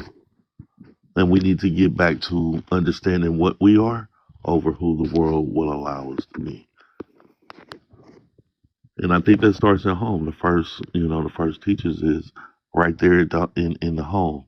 And when it comes to, I'm looking at this shift in the reality of things, that relationships, when we blend these relationships together, we blending them based on what we learned about other people's relationships, and then try to either take in or not to take in into our relationships. We feeling our way through them, and then when we make mistakes, we're bitter enemies. That shouldn't be. And it has to start with communication. Communication is the key to all relationships. However, what a relationship, however, what a conversation, and the communication is however, what a relationship's gonna go. We need to be patient and humble with one another and understand that we must forgive others if that's what we want to be, is forgiving for our shortcomings as well. Each one teach one and learn to love instead of hate. Wheels on a tournament. Appreciate that, brother. Who want to speak now? Mic is open. Okay, let me try to bring you in. All right. Builder, did you speak, brother? I did speak. Only thing I got to add though is like I know we all in various points of our journey if we're trying to connect and get on point, you know. So I think it's important that we all kind of show each other that grace because you know ain't nobody in the perfect position right now. We all got some space to move to elevate ourselves. So I think just being you know keeping that in mind is beneficial to everybody. You know what I mean? Mm-hmm. Appreciate that, brother. Tyrannical, you can speak. You want to speak? Come on with it. So answering the question, how can we make broken homes in black communities better? First, the roles have to be defined from the man, the woman, and what those roles look like together. And then we start focusing on putting out a better product. Um, and that is going to involve reconditioning the mind. I don't really see us tired yet. I feel like for whatever the reason is, we like talking. We are talkers. And it might be a soothing. It might be to soothe some way of a coping mechanism, but we talk a lot, a lot. It's one thing when I came back to America, I learned about blacks here. They like to talk a lot. There's no movement, no organization. I could see going into a space to get organized, but then hand out the duties and get, put boots on the ground. And that's not happening.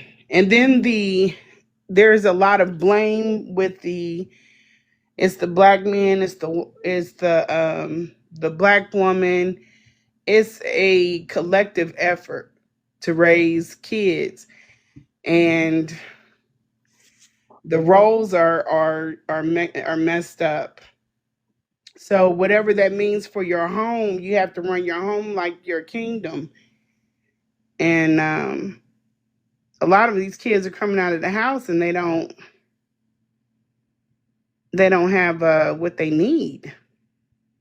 So it really starts in the home, in my opinion, but it's messed up. The lines aren't defined.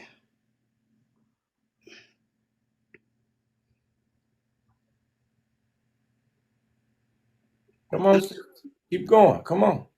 Well, I mean, just the lines aren't. Once you define the lines, then you can imprint on the children what their duties are as far as being a young woman or being a young male. But if you don't know that yourself, and then the traditions are broken, so you have nothing that you're passing down.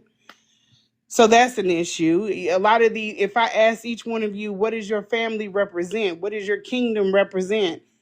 You could probably not tell me. Like, what was the tone that, was it education? Was it servitude? What was the tone that was embodied in your home? Um, a lot of these kids, when they come out of the home, they don't have anything poured into them. I think the biggest thing is that we are housing, feeding, clothing these kids, but we are not pouring anything into them. So we can't carry anything on. Traditions are lost. Um, I'm not even. It's a lot. I think the best thing for us to do is just to start at ground zero. Start at ground zero. Figure out what your roles are. That comes when you're carrying a child. Figure out what kind of parent you want to be, what you want to instill in your child, what the tone is going to be for your home, what kind of environment you're going to raise them in. I mean, you have to get all of that stuff figured out and press forward. Yeah. Peace, love, light, and healing. You hit on some narratives there. Um, let's just start with zero. If I was to ask any of y'all to count to 10 out loud, who would not start with one? All of us gonna start with one, but we all know zero is first. We all know zero first. Zero's a O and an O is a circle. One's a number, one's a letter, and one's a shape. That's space, time, and matter. You can't even spell one without a circle being first. It comes before any other thing on this planet of existence. And the reason why I bring this to attention is because the aspect of what truth is tarnished. It's messed up. You understand? It's fucked up, y'all. You understand? And if we don't have a pair of glasses on to understand truth in a world full of bullshit, we're gonna continue to repeat what we've been doing. You want something different, you gotta do something different. You want what you got right now, continue to do what you're doing. Right? And so I believe that this conversation is being injected and so that we can get something out of it and we all can kind of use something to implement this into our families. One of the things that is implemented in my family is peace. I talk to them about peace all the time because the world is in conflict with truth. A lie is whatever covers up truth. For instance, a zero, we're going to say, or a circle, we're going to say it's the truth. And a one is an L and an L is a one. When you lay it down, it's a minus sign. So we know that the number one is in positive. Positivity starts in darkness. And that's the zero state of light. A lie is whatever covers up truth is what lies on top of it. And every one layer is something that we got to peel back until we get to the positive and negative in unison as a circle. There's 360 degrees inside of a circle. But we go in debt trying to obtain one at a time. You woke up with 360 degrees worth of information, knowledge, wisdom, and consciousness. Um, I'm into uplifting our people. And for instance, I have three sons and a grandson. So I tell them that positive energy always creates elevation, which is the acronym for peace. Positive energy always creates elevation. I tell my sons that the word nigga, pull your pants up because nigga spelled backwards is sagging. I tell my sons that nigga stands for never ignorant, getting goals accomplished successfully. You understand? Reading very young is a must. My granddaughter, I've been pushing her. She's 4. She's 5 now, but she's identifying words. I've been reading the Bible since I was 4. We come up in a different time in the era, right? I'm Generation X. So therefore, it's unknown what, you know what I'm saying, what was going to come from us. The baby boomers before us, you understand, they was putting out the product. As I heard the sister say, we need to put out a better product. And the way that we do that is teach our babies morals, values, and principles. And if you don't know what those are, morals are love, truth, peace, freedom, and justice. That's what morals are. Love, truth, peace, freedom, Whichever and one justice. you agree, whatever it is, whatever you want to set your foundation on, those are the conversations we need to start pushing instead of talking about what do you bring to the table, Right. having these superficial conversations, because Mhm. that is how you find your match. That's how you find someone that you can team up with and you can build a family with, because they're based on the same ideologies. Now, I might not agree with you on everything, you know what I'm saying? But that's okay. That's not supposed to define your blackness. No. The blackness is defined by the product that you put out. Mhm. Hey, Becoming just came to the stage. We want to allow you to speak, sister. Come on. Hello, thank you for having me tonight. Yes, ma'am. I really enjoy watching you. I've been watching you a couple days now. I'm like, okay, I like this. Yes, so you welcome. So the prompt says, how can we make broken homes in the Black community better? So I do want to make sure I can clarify. Just is the question asking like for people that are already in broken homes, or the community as a whole, like ongoing, people Both. coming up? Both. Both. Okay. So I can say that I'll start with what we can do to fix it going forward as far as the new generations coming. I think the thing, I've been thinking about this a lot, I've talked about this a lot. I think the number one thing is that we have to get the culture of marriage back in order first. That is what's going to make a strong community, a strong family. If we look at all the other cultures around the world, what makes them thrive? Especially if we look at just in our own country. One thing I can say about YT people, they have a strong family dynamic. Those young women, they know right out of college, while they're in college, they're looking for a husband. Because men, they're looking for wives. Like that's not a doubt. That's not something they don't even think about, because that's what makes the family strong, the culture strong. Because two people in the house is not only going to be able to take care of children, the family, but it also creates wealth, because two incomes are better than one. So we have to get that dynamic in place first.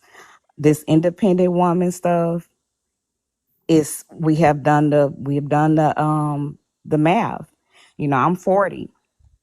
So I came up, in that era where the women older than me were pushing that narrative. But now as a 40-year-old woman, I can tell you that's not going to work.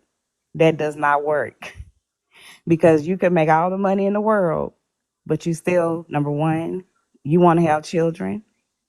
You need somebody to raise those kids with. And number two, more wealth is going to come when you have a partner in your life. It's not easy to do it by yourself. And then number three, everyone needs that companion. The Bible even told us, it says two is better than one, because when one is there, the other one is there to lift them up. Then it says a three-stranded cord is not easily broken. And that third-stranded cord, that's God, because he is the glue that's going to keep you two together so that you can be strong for those children and so that you can have a strong spiritual life and just a strong family life and money, wealth. Um, so that's number one, because when a father is in the child's life, it's just women have been doing it. Women can do it. We can do it. But there is places where those men are needed. And I'm so grateful. But that is what we definitely need. We have to get that culture going. And the second thing is for as far as what's already done happen, I would say if you're a woman and you're open to it, get married. Get married. Find a good man to raise those children with. And if you're not open to that, then just try to get them around some men who can help them to give them direction. But yeah, so that would be my take on it. It's just creating the culture of marriage, and maybe from the '60s and stuff. I know it was like a different dynamic, and maybe that's what made women turn their hearts against it. But we are in 2025. We're in a new century now, and things have changed. So I think we should realize that, and I think we should go with the flow of where we're going now, where women are working too. But that doesn't mean that she doesn't have to have a husband. And I'll land. Thank you so much. I believe in the core foundation. I do think it's very important for us to also remember that, in a connection and in a relationship, these are two individuals that are coming together to build a life together. So some of the things that we were talking about earlier, I just got a bunch of notes right here written down. Submission is actually mutual. And this is one of the things that we didn't touch on. It's not Say that. it's not just the woman submitting to the man, it's the man submitting first to God, and then also the couple are submitting to one another. And that's how she mentioned it earlier. Marriage to last as long as you've lasted, it takes both people to be in it to win it. Not just one person all for themselves. I'm here to get all my benefits and you just do everything for me. It's never going to work like that on either end, because two people are both having feelings in this connection together. Two people have come together to love one another. And, obviously there are different types of, structures of marriages where some people do it for business or whatever, but there's still boundaries and still respect levels that they have within those constructs. If you got to get married because it was a business deal, you still have boundaries within those marriages. They call those prenups. You don't follow this little law of order right here, we got a problem. So, I want to be clear that, it's possible for us all to find a way that we can work things out within ourselves.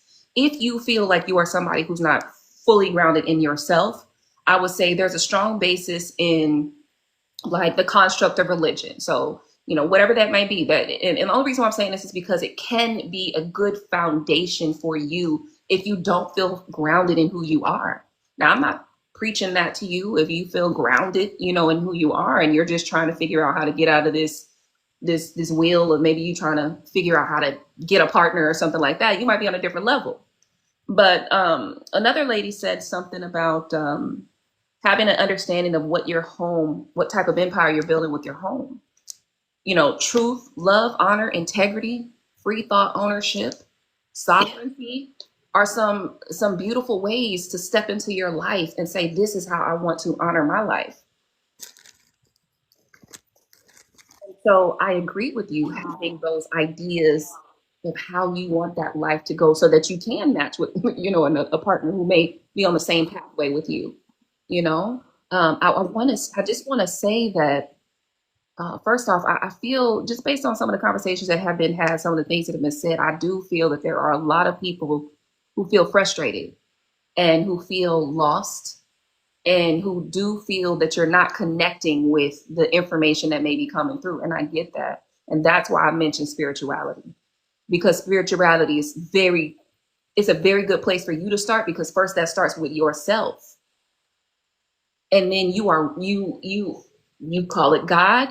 That's why I leave it open, because I want everybody to understand that you can work this thing out. It does not require that you do it this way, that way. But there are certain certain concepts. I'll call it the laws of the universe. I'll just say it that way.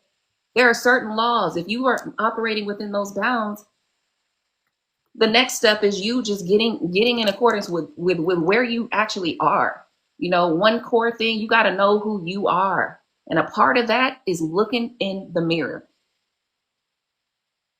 knowing, okay, I've gone through these things. I've experienced this or that. I've experienced challenges in my relationships. How do I feel about those things? The reason why it's important for you to know how to feel about those things, so you can understand how your responses to life, why they came out like that. And then, maybe you need to sit on the couch with somebody. Maybe you need to go talk to a pastor or a counselor. Hey, I need some guidance. Mentorship is a very, very, I can tell you right now, I have never seen one successful business owner that didn't have a good mentor. So mentorship can be beautiful. There are tools out here for you, but you also have to be willing to recognize that I might need a tool that I ain't got. I ain't got this tool in my little bag. My little tool bag ain't got that tool. So I need to step outside of myself and get some help elsewhere. And that may be, like I said, with your beliefs, with a mentor, your pastor, your counselors, your therapists. But there are ways for you to get from point zero to from point A to B. And I just want to touch on, because I'm kind of touching on so many different points since the last time I spoke, but ultimately, I feel like we are all just aware of the issues. I feel like we're very clear on where we are as a community. And so I think with that, I believe in us. I do. And I'm going to leave that there. Thank you for your time. But how about this? How about this, Quayla? Do you also agree, and ladies, men on the panel, if they're still here, Big Brother, do you also agree that wise counsel really is the way? And so I hate to bust everybody's bubble. These TikTok streets all the time. I'm not sure that's not always wise counsel. Because here's the deal. Honestly, if any panel badgers men, that ain't wise counsel. If any panel badgers women, that is not wise counsel. And so I think your first lesson is this right here. Go ahead and make other folk mind their business concerning your business. The one thing I love about being married is my mama taught me, you do not come over to my house to bring your bag. No, ma'am. You learn how to deal with it. You go and you the same communication and loving each other and come on, impressing each other when y'all got together should be the same when you're walking through it. I was married 27 years, so I believe I know something about being married. And we didn't fight in front of our children, none of that. At the end of the day, I think the main deal sometimes is stop talking to everybody. Everybody is not wise counsel, but get the right counsel, which is what you said, Quayla. Get on the couch with somebody if you have to. Now you don't have to leave the confines of your home. So therapy is a friend. That's the first thing I did going through divorce is I talked to someone.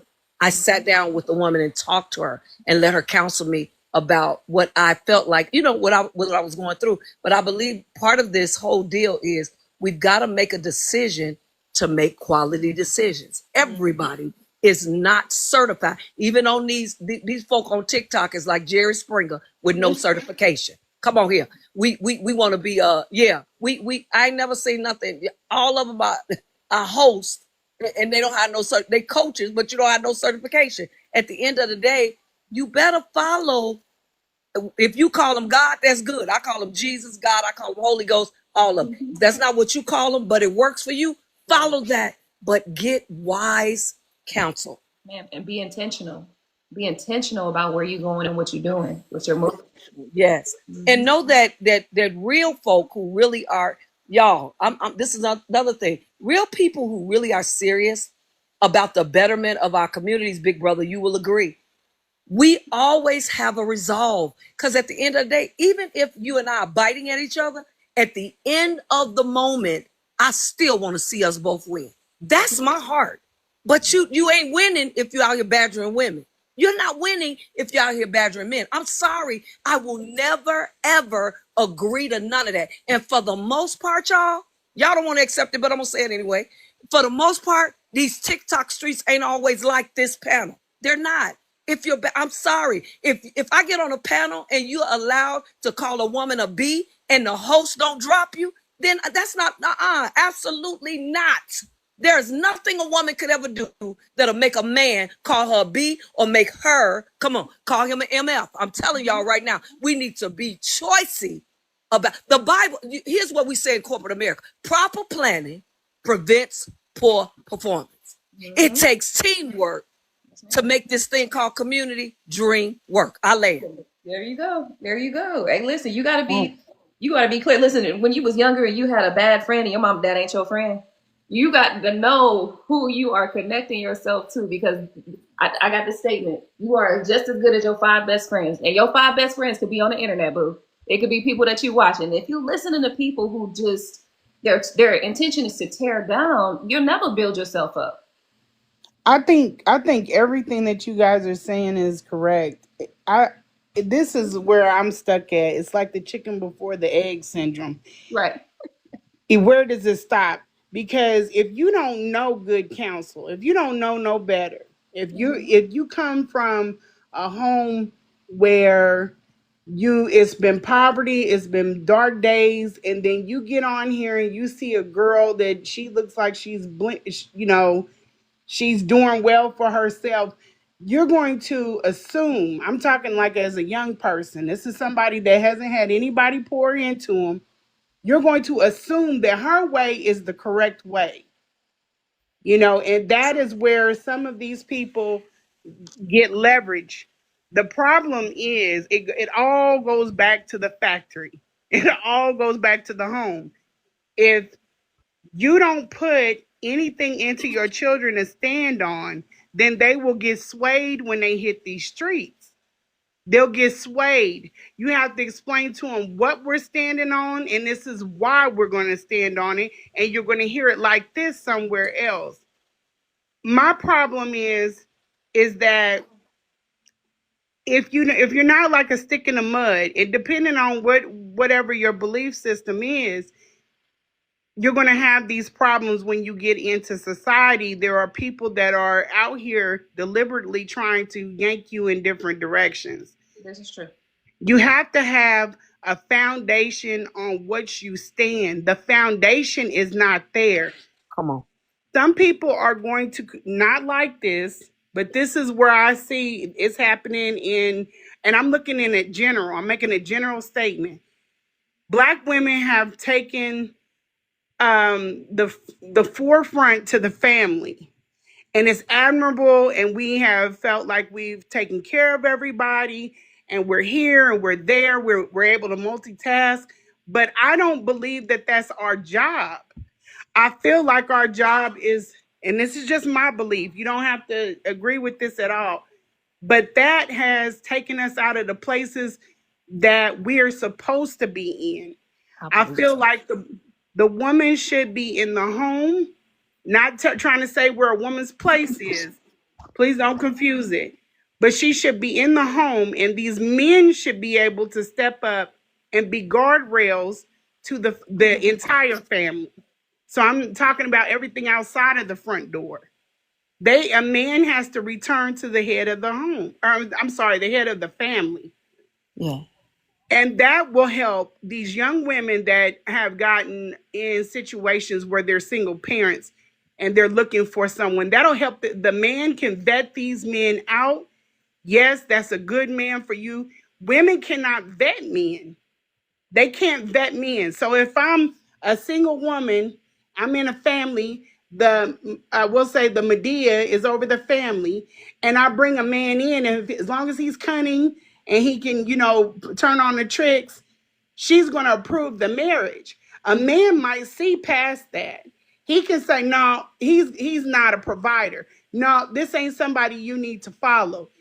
We got to return the man to the head of the family We and don't us Tyrone. take care of what we're supposed to be doing, women, which is laying down the law in the home for the formative years.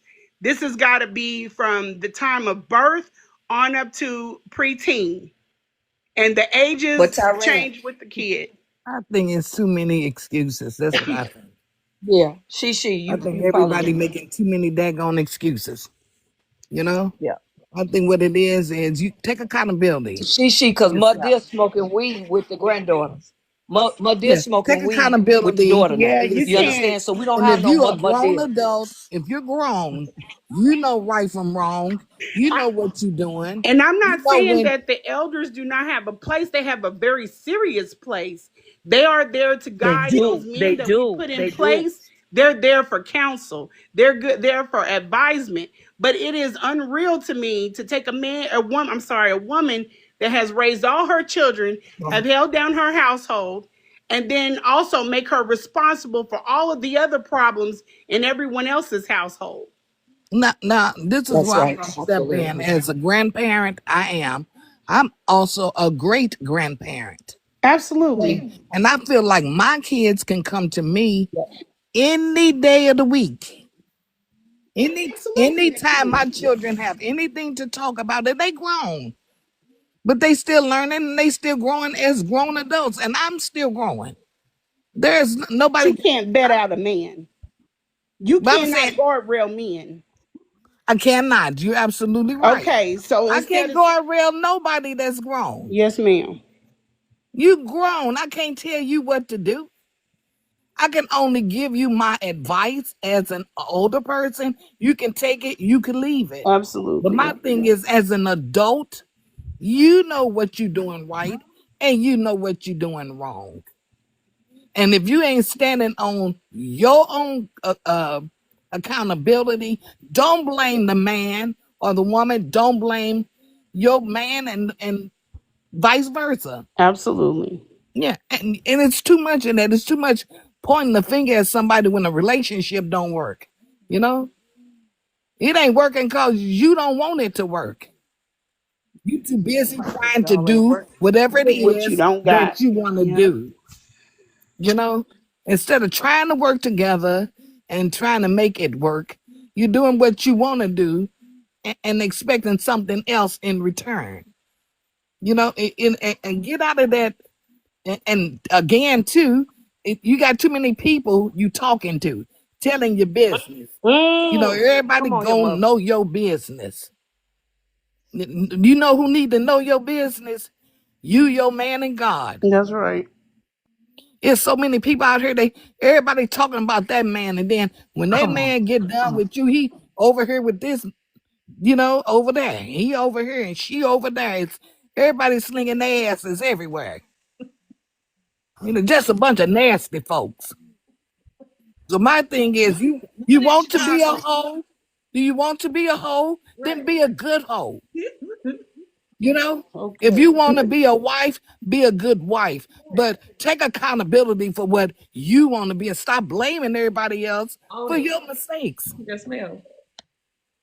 Could I You interject know? into that?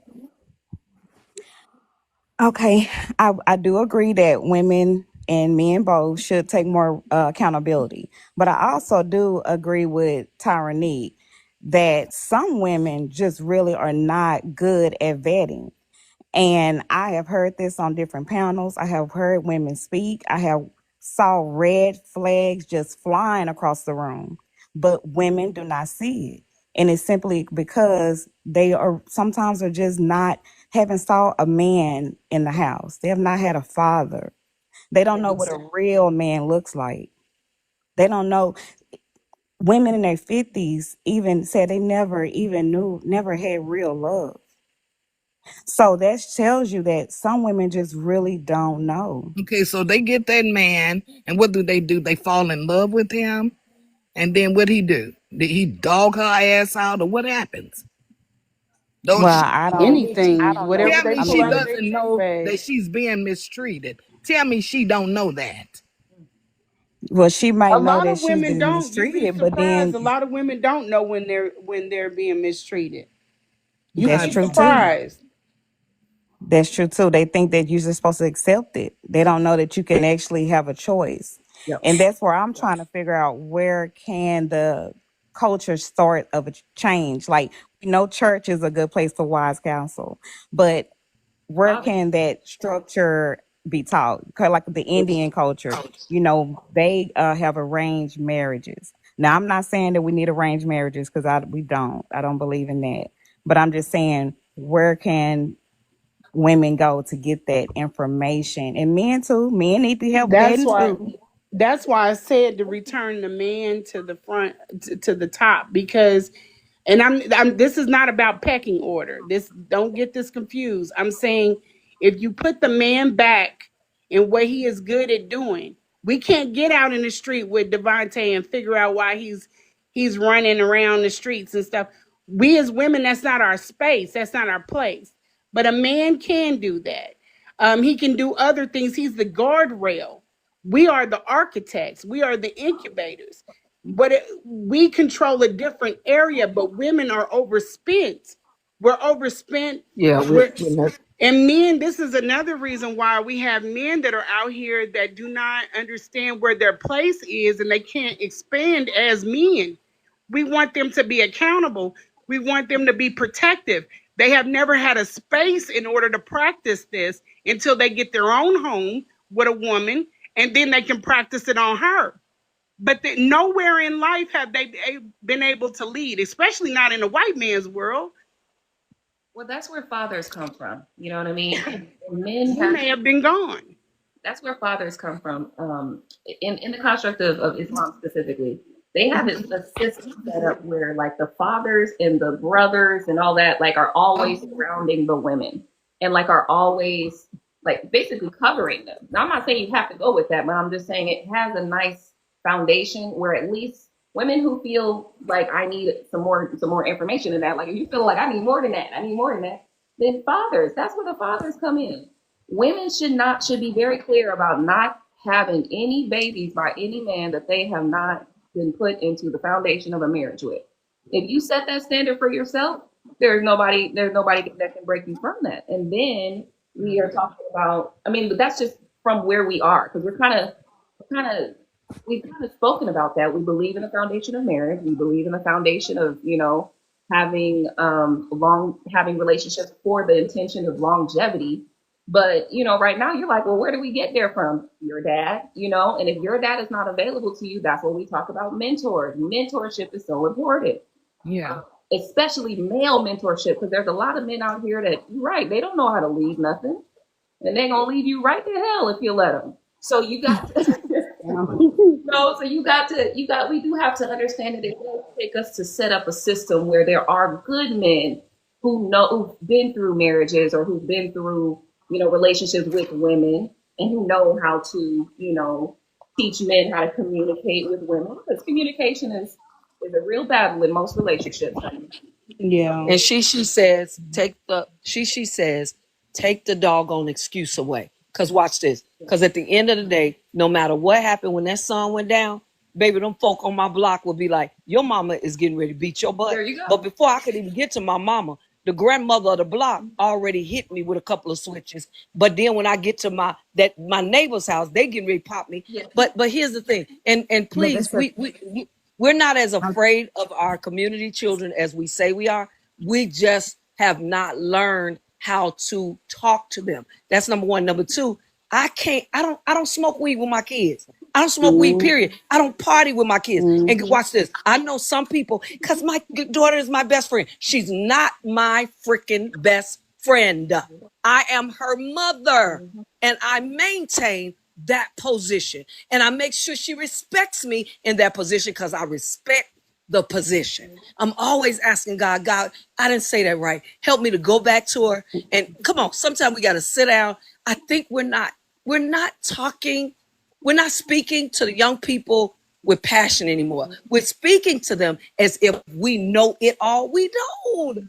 I messed up. Why are we being more vulnerable with them? Yeah, I messed up, but let me tell you this.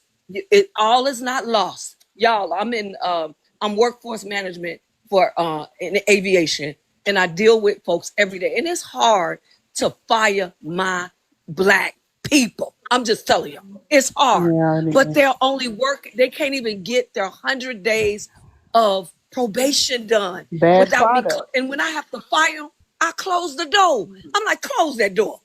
And I look at them and say, do you understand what just happened here? You're representing not just you, but you're representing the African culture. And what you're saying to this big company is you don't know how to get to work on time for 100 days.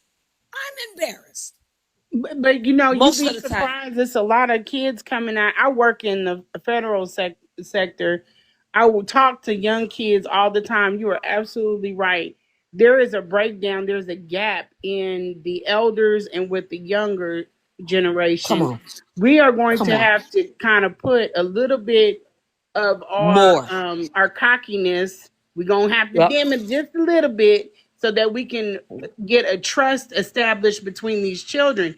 But we yep. assume one thing with us as Black people, we have got to practice tolerance. We do not tolerate Yes. each other. We assume that everyone knows these things. There are girls that I work with that don't even know about their body. The way my mother Oh my goodness. spoke with me, but they don't Come know on, about their own body. I There know are that's come right. on. men that don't know about their own body. And here's Yep. another thing. These men are not always leaving the family because they don't want to be bothered with the kid and the woman. It is anxiety. It's I think so. they feel I do. inferior in a I home. do. You have been in a home with a mother that has imprinted on you your entire life on how to be a woman. There has been no father there to show me how to be a man or how to be a father. So when he comes into this space, he feels ignorant sometimes, and I'm not pandering to men. Please understand this. But he feels ignorant to some things. He doesn't feel confident.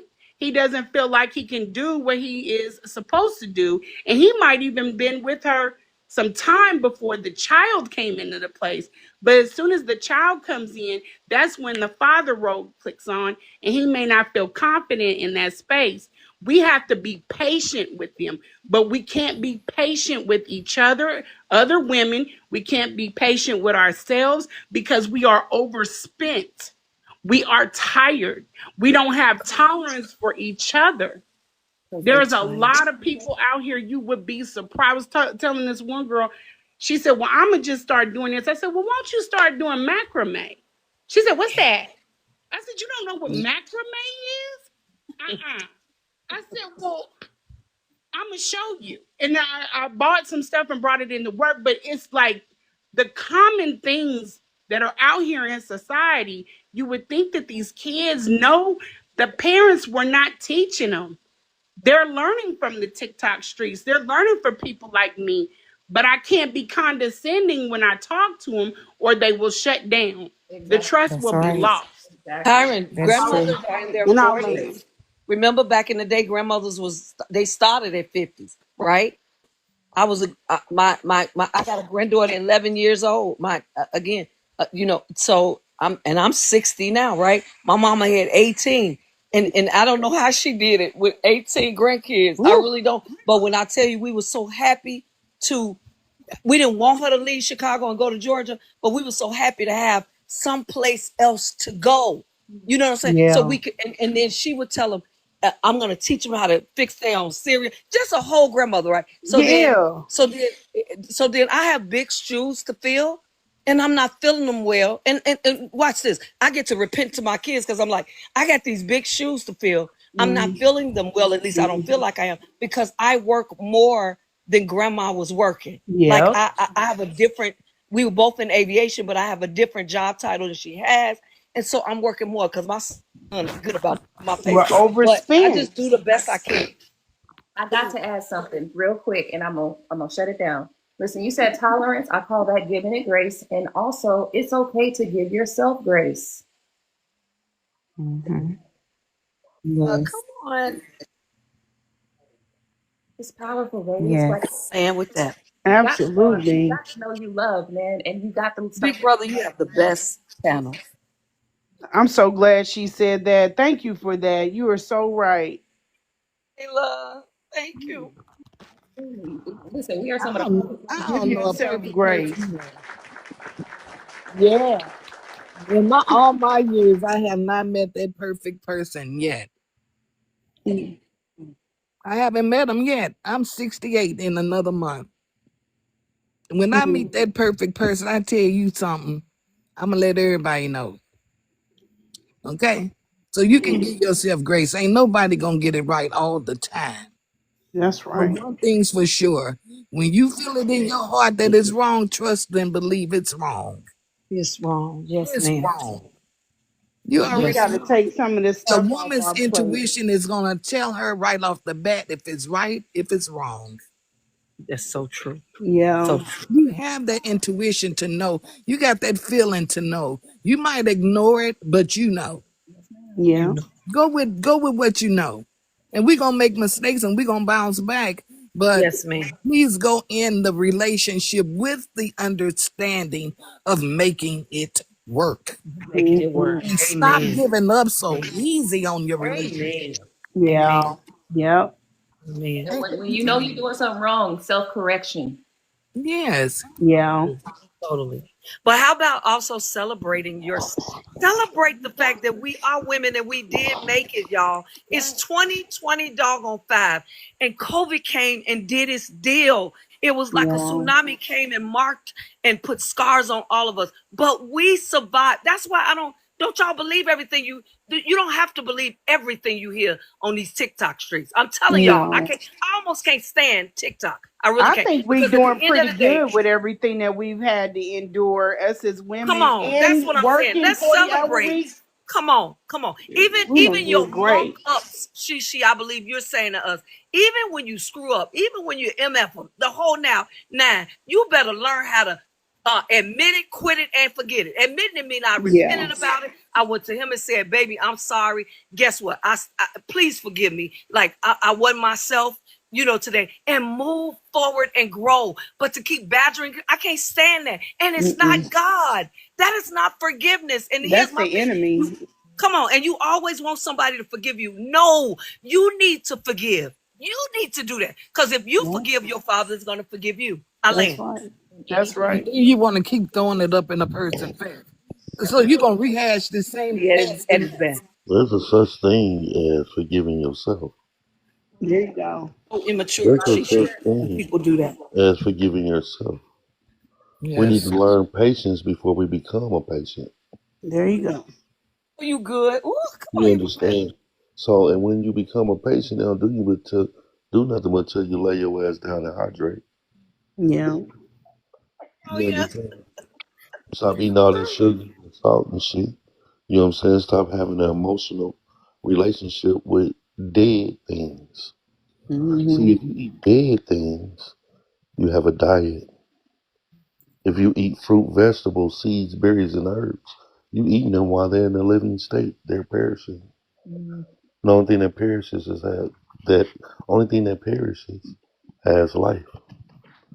So why not choose the living? Dr. Sam said, he said, are we celebrating women on this Father's Day weekend? No, I'm Father's so Day. sorry. So, I'm so sorry. Father's so, Happy Day to all Father's the Day fathers. again. We're going to shout out We all Listen, the celebrate fathers. you I We don't, celebrate y'all. I I wish and we that we appreciate thank could that. you. come to a point where we can Thank you. start looking at ourselves and give ourselves like some grace, like what you said, Quala, and also be tolerant of each other because we have been through a lot dealing with the enemy. I'm telling you, the enemy is it's not easy, but with all of that on our back, we still came through. Yes, we did. Happy So Father's it's a Happy whole Father's narrative. Day. Thank you. Thank you. It's a narrative. That's the narrative. I've heard this a lot, and swarming in my atmosphere, and she's pointing to that. You understand? It's like I heard a sister say, "We've been through a lot as women through COVID, and the enemy is on his motherfucking job, and I just feel basically so defeated. And through it all, still I rise, as my one said, right? Mine's I really must say this, that the enemy is always going to be the inner me. It's always going to be the inner me. And the reason for that is every time I found myself in a place to apologize for my actions or take accountability for my actions, the way that I get there is to understand what part I played. That's good. You understand what part I played? I knew I wasn't supposed to take my ass over there in the first place. You understand? Or I knew that I wasn't supposed to engage in that conversation in the first place. Yeah. Or I knew, you understand, we gotta be what we know. You understand? I think it's an individual responsibility to be the best that you can be. Speaking of that, I don't believe, you know how we say ain't nobody perfect. I remember my son was saying, damn, daddy, I asked him to take the trash. I was like, damn, pops, I forgot. I'm only human. And I had to check him. And I had to say, excuse me, son. But it's not that you only human. You only Wesley because of your humanity. You got to be human before you Wes. You understand? You have to, your humanity ain't the lowest form of you. You understand? It's the highest on this plane of existence. You understand? Because there's other species on this plane of existence that ain't even. You have to understand that you have a responsibility to love yourself. You are the MVP in any room you walk in because you come equipped with morals, values, and principles. And those are your MVP. Understand that you are perfect, son. You perfect by the Most High's will, by His will, not man's. Every man is a liar. The Most High is the only truth, and all He do is create perfection. That's the reason why you unique. You only got one set of fingerprints, so you are perfect by His calculation. His and His only, and that's the only way you surpass another is by the eyesight of the Most High.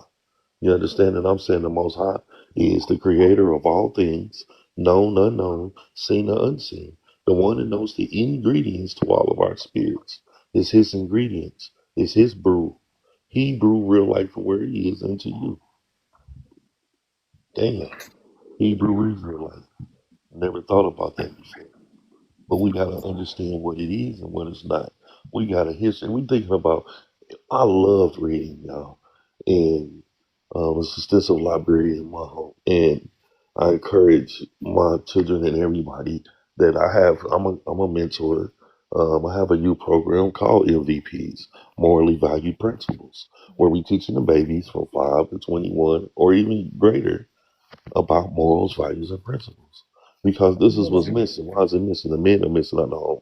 Why are the men missing out the home? Because the government gave all women, black women, an initiative to get the men out the home in order to pay them, to take care of them, to break down their security, to take away their provisions and give them artificial ones.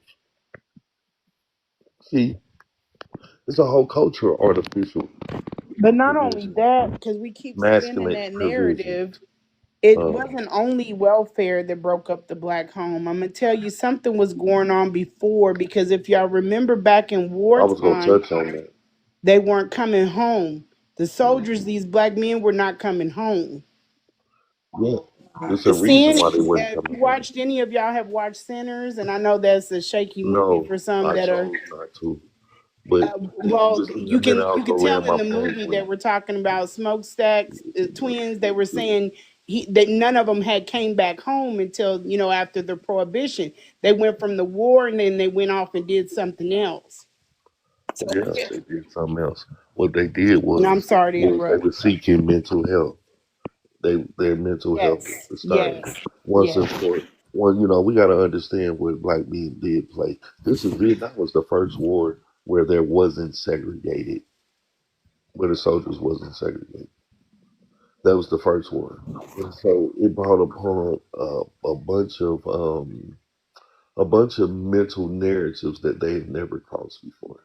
You understand? We not in prison, but we in prison. The military is set up just like a prison. You understand? And we have to understand that we in a prison society. A School is prison, too. a feminated prison society, meaning that they put femininity above personality above any other personality in America. And it's the reason for that. The reason for that is we can control, especially the black woman, we can control the black man. And that's a narrative that's been played out even when we was on Plant It Eden. When we was on Plant It Eden, we understood it was a garden and everything there was good to eat except one tree. We ate from that damn tree. Now we own a garden called Plant It Earth, or EAR spells ear, and Eden is the past tense of eating. Now everybody here is eating 2 motherfucking months and not listening on Planted EAR. You understand? And it's like planet Earth. The TH stands for the harmony because it's about sound frequency. We don't even understand what the fuck we are. We too caught up on who the world's gonna allow us to be. How we gonna fit into their fucking program Correct. when Israel, this is Israel's problem any motherfucking way, is we want what everybody else want. Our God was our king. Our God was everything. We wanted a motherfucker to be in front of us. We gotta understand that when we read Do the Right of Me 28, when we read this shit, when we read these books, it's right in front of us. We the only people on this garden that fit all those curses. Every Feel one like of them. black people function at a higher frequency anyway. I think this is why they can't Yes. understand us when we're just talking plainly. Have any of you ever seen Donahue where Farrakhan is talking, and I'm Yep. not trying to push him or anything, Yeah. but he's Absolutely. talking and they couldn't understand what he was saying. It was like it was mixed up, jumbled up. I don't think that we talk. I feel like even when we walk in a room and we can see another black person, whether or not you believe it or not, or you feel it. If you don't feel it, tap in, with yourself. But I can feel the frequency between us. I may Me not too. even know you. Me too. So Totally. we gotta tap into that and develop it more. I've talked to black women from across the room and Me nobody too. never said a word. These I'm doing concepts that that too. they say are not real, they have been studying under the ground. These are the MK Ultras and different studies that they have done have been to understand us. Like I said Absolutely. about Mike the video. Absolutely. Absolutely. We are so much more than what the no one listen, we are not ether beings. You understand? It's nothing, it's not one living thing, essence on this plane of existence that we can't communicate with. We have the ability to communicate with every life form. Everybody don't have that. You understand? We can literally go hug a tree and communicate with a tree. I don't know if y'all seen the videos of the sister proving that. You know what I'm saying? With the branch, told the branch to come and touch her. The branch was touching it, told her back up. The branch backed up. You understand? We so much more. It's been plenty of times. As a child, when me and my friends was outside breaking clouds, putting holes in clouds while blowing in the air. You understand? And just the thought pattern that we are going to make this cloud disappear, and it disappeared. You understand? Um, Everything is set up on like the scriptures say, faith of a mustard seed. When you believe something's real on this plane of existence, it happens. And we can prove this is very provable. How many times have you needed $20 more to pay your phone bill? Just anything, something small. So that, damn, I need $20. Everybody that came around, you told them you need $20, and you got it. You got And it. don't you believe that you can speak Yes, ma'am. anything into existence? Speak it. And Yeah, speak your I existence. was a little girl. I know I had to have been 6 years old. And we lived in the project. We were brought up in the projects. And my dad worked, my mom worked. We had a good life in the projects. I mean, we weren't starving or doing none of that. And they would take us real far, like in rides and stuff, and take us out where all the rich people lived. And I remember just looking around like, oh my God, just one day I would love to just even go inside that house, you know? And then I used to say, when I got older, I'm gonna get me one of those houses. And one day I'm going, and I kept saying it in my head as a little girl. And today I can say that I have that house. I have that house, and I think I spoke it into existence. So I think it's our frequency is there. It's just if you want it bad enough, you work for it. You know. yeah, I Absolutely. don't think we really Definitely. understand how powerful we are as Black Yes. people. I think that they know. I think Yes. that the others know. And I think that keeping us down is a way of keeping it covered. Exactly. I don't It subscribe, even is. though I do feel some other types of way. Probably I'm a little bit more militant than most others, but I'm gonna explain to y'all. I came from a predominantly white country. When I came, the power that I felt when I came back to the Midwest and I went into the Black area. Now I've met Black people in this country. I've come across, Africans, but it wasn't until I felt the rhythm of being in what some people may call the hood, Mhm. and it was the vibe, it was the Come speaking on. and the talking. Let me tell you, it was like I went through so many emotions in a matter of seconds. And then I rested on anger because I felt like my parents had kept me away from something, not intentionally, but once I came back, I think it's associated to when people go back to Africa and they lay feet on the ground. It's like you've been offline and you sync back up, you Mhm. know? And Right. it's hard to explain to American Blacks unless you have been in amongst the others all of your life. But when you get real back synced up with your own, it also gives me a sight into us where I can see some things because I wasn't brought up in the culture, but I've never left it since I saw it. I don't care how well I do, I'm not ever leaving the hood. That might sound crazy, but that's just I have to be here. This is where I work in the community. Whatever I got to do, I have to stay in this space because it is a frequency that I can't get anywhere else. So now I that don't want. I'm sorry, now that we've come here, and thank you so much, Shishi, because you know how to like pivot. and you pivot perfectly. Okay. Now that we're here, I've been trying to say this for the last couple of days without saying it like that because I know that we are, recorded and monitored for quality assurance. But the thing is, speaking your existence is key, and this is one of the reasons why I think it's so important for us to speak forward. You know what I mean? Speak forward on what we would like to be our resolve in where we are right now. We know where we are. Where are we going? And it's not to say that we don't understand. We don't look at ourselves. We're not taking accountability. It's not to absolve any of those things or put all of those things out of the picture. But it is to say that we have to start focusing on where we're going. Right.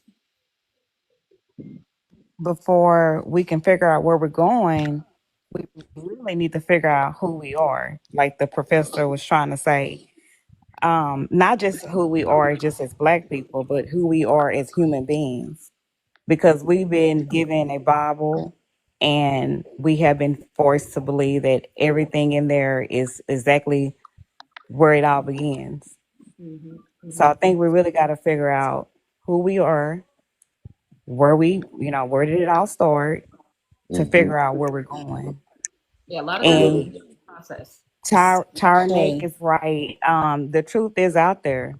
It's just been hitting from us as a people to keep us Correct. down. Yes. Correct. It's a Because they language. know. Why do you think they It's a, flying outside of the earth? They it's are addicted to us. They're that addicted part. to us. That's exactly And what this I'm is about not to to put say. any other race down. This is just to liberate us. Self love. You Because can't. we're the last ones to know and to see. Because we haven't studied ourselves.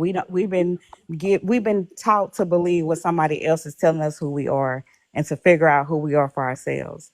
The natives Absolutely. knew. The people before Yeah. us knew. We just need to try to dig back on our own and find out that truth. That's who we Then are. we will know where we're going. They're not That's gonna who we hide are. something that ain't valuable, y'all. Yeah, they're not gonna They're tell not you who gonna you hide are. something that Yeah. ain't valuable. Right. Listen. We are in a great remembering. Yes. Yeah, but that's who we are. Ashe. When remembering who we are, we have to understand that we was here when they showed up. We the ones who gave them fruits and vegetables. You understand? We had our land, and our land is our heritage and culture. Our heritage and culture is agriculture. You reap what you sow is a gardening term. Listen, all niggas love spades. Spades is a gardening game. Spade is a small gardening tool to dig a hole, a circle. And the diamond is the seed. The heart is the love of the cultivation of singing and communicating to the plants. And the club grows from the tree that sprouts from it. The four players is each season, winter, spring, summer, fall. You get 13 cards because all months have 28 days in it.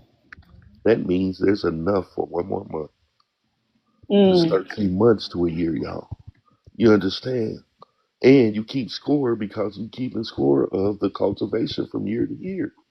Winter, spring, summer, fall. That's 52 days in a year. It's 52 weeks in a year. It's 52 cards. You understand? Every single thing is about us. We are the fucking dinosaurs. If you do a quick Google search and find out where they find all the fucking dinosaur fossils at, what country has the most dinosaur fossils? America. Where do tobacco grow? America. Where do corn, which is maize, grow? America. You understand? Mother Earth, everything on the earth and of and around her comes from inside of her. Mother Professor, Earth, Gaia. now you saying a lot right You there. understand? And they It can't comes in stand from us. inside of her. It's nothing that's coming from outside Come of on, this garden. come You on. understand? If you ask me what's up, I'm gonna tell you two circles, the sun and the moon. Hmm. You understand? And time ain't nothing but the measurement of the sun's rotation around the earth. Yeah. Listen, listen, if you don't put your zero first, you're gonna forever be lost in the sauce, I promise. It ain't about where we going, it's about where you at. Listen, yesterday was minus 1 day. Yeah. Tomorrow is plus 1 day. All you have is the zero state of your Yesterday is a existence, canceled which check. is right now. This is zero. Brother, This they is where you crazy. could be This is where you can be appreciative. This is where you give, appreciate, and take accountability and praise the Most High, the Creator of all things, and tell them that you're present in now, not the nouns, the people, places, and things, but now. And in the balance of the word, now is a circle. It's about right now. You understand? And this is when you're conscious of who you are, what you are, and how great you can be. You can go to the lowest point of the room, which is the floor, right? And they say, get on your hands and knees and pray to the Father. But who said I'm not talking to him right now? I know that's right. Come on here.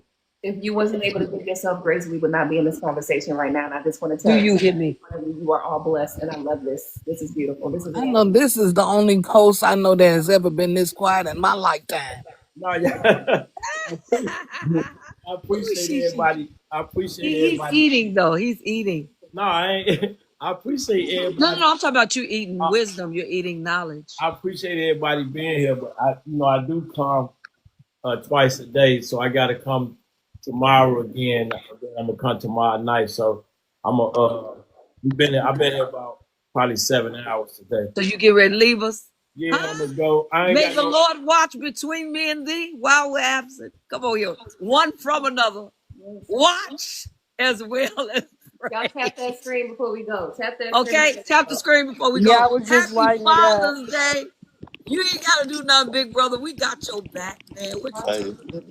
hey, What you eat? Where you going to dinner at tomorrow, big brother? Big brother, I'm meeting you tomorrow. Where you going to dinner? God be blessing me, so I'm gonna just be here. I'm gonna be here. My mom will probably make something. Yeah. I'm good. Yeah, I'm good. To You everyone. gonna eat you know, some greens tomorrow, huh? Yeah. one of the things I told my 30-year-old son, it was just yesterday morning, about three something in the morning. He was saying, how much he appreciated his mother and how much he appreciated his new wife. They about to get married. And he was like, we were celebrating Mother's Day. And, for the first time, I just felt like I was unappreciated during Mother's Day. I said, well, you about to have a Father's Day. And he said, well, Dad, you don't celebrate holidays, so you don't see it how I see it. Yeah, I me said, neither. I said, well, let me tell you something. No woman can be a mother without a father. Come on here. Not It's a one. man that makes it. That baby comes from me. You understand? I plant that seed in that soil. You understand? And when it produced, I gave the Most High Come on. first fruits. Come on. I gave him, you to him. Come You on. understand? He was my first fruit, and that's why your mother did such a great job Come on. in taking And care you of you. probably still got And some more in your quiver. I promise. I You hear promise I me? do. I promise. You understand? And I want more at 50. Go on, This pray, is good. big brother. We know you gotta go. All I right, like all right. these I can't groups wait to because see we don't y'all. have to broadcast Whenever y'all come back negative out, energy. everybody have a blessed night, good sleep, and tomorrow too be blessed and peace and love to everybody. We'll see you tomorrow, man. Yeah. All Thank right. you. Pastors lying to the public, they ain't got the truth in them. Lights out, gas off, bootless, this city pimping. Blocks on fire cause the homeowners broke as fuck. Taxes up, water bill higher than a semi truck. It's a bigger play, a bigger play.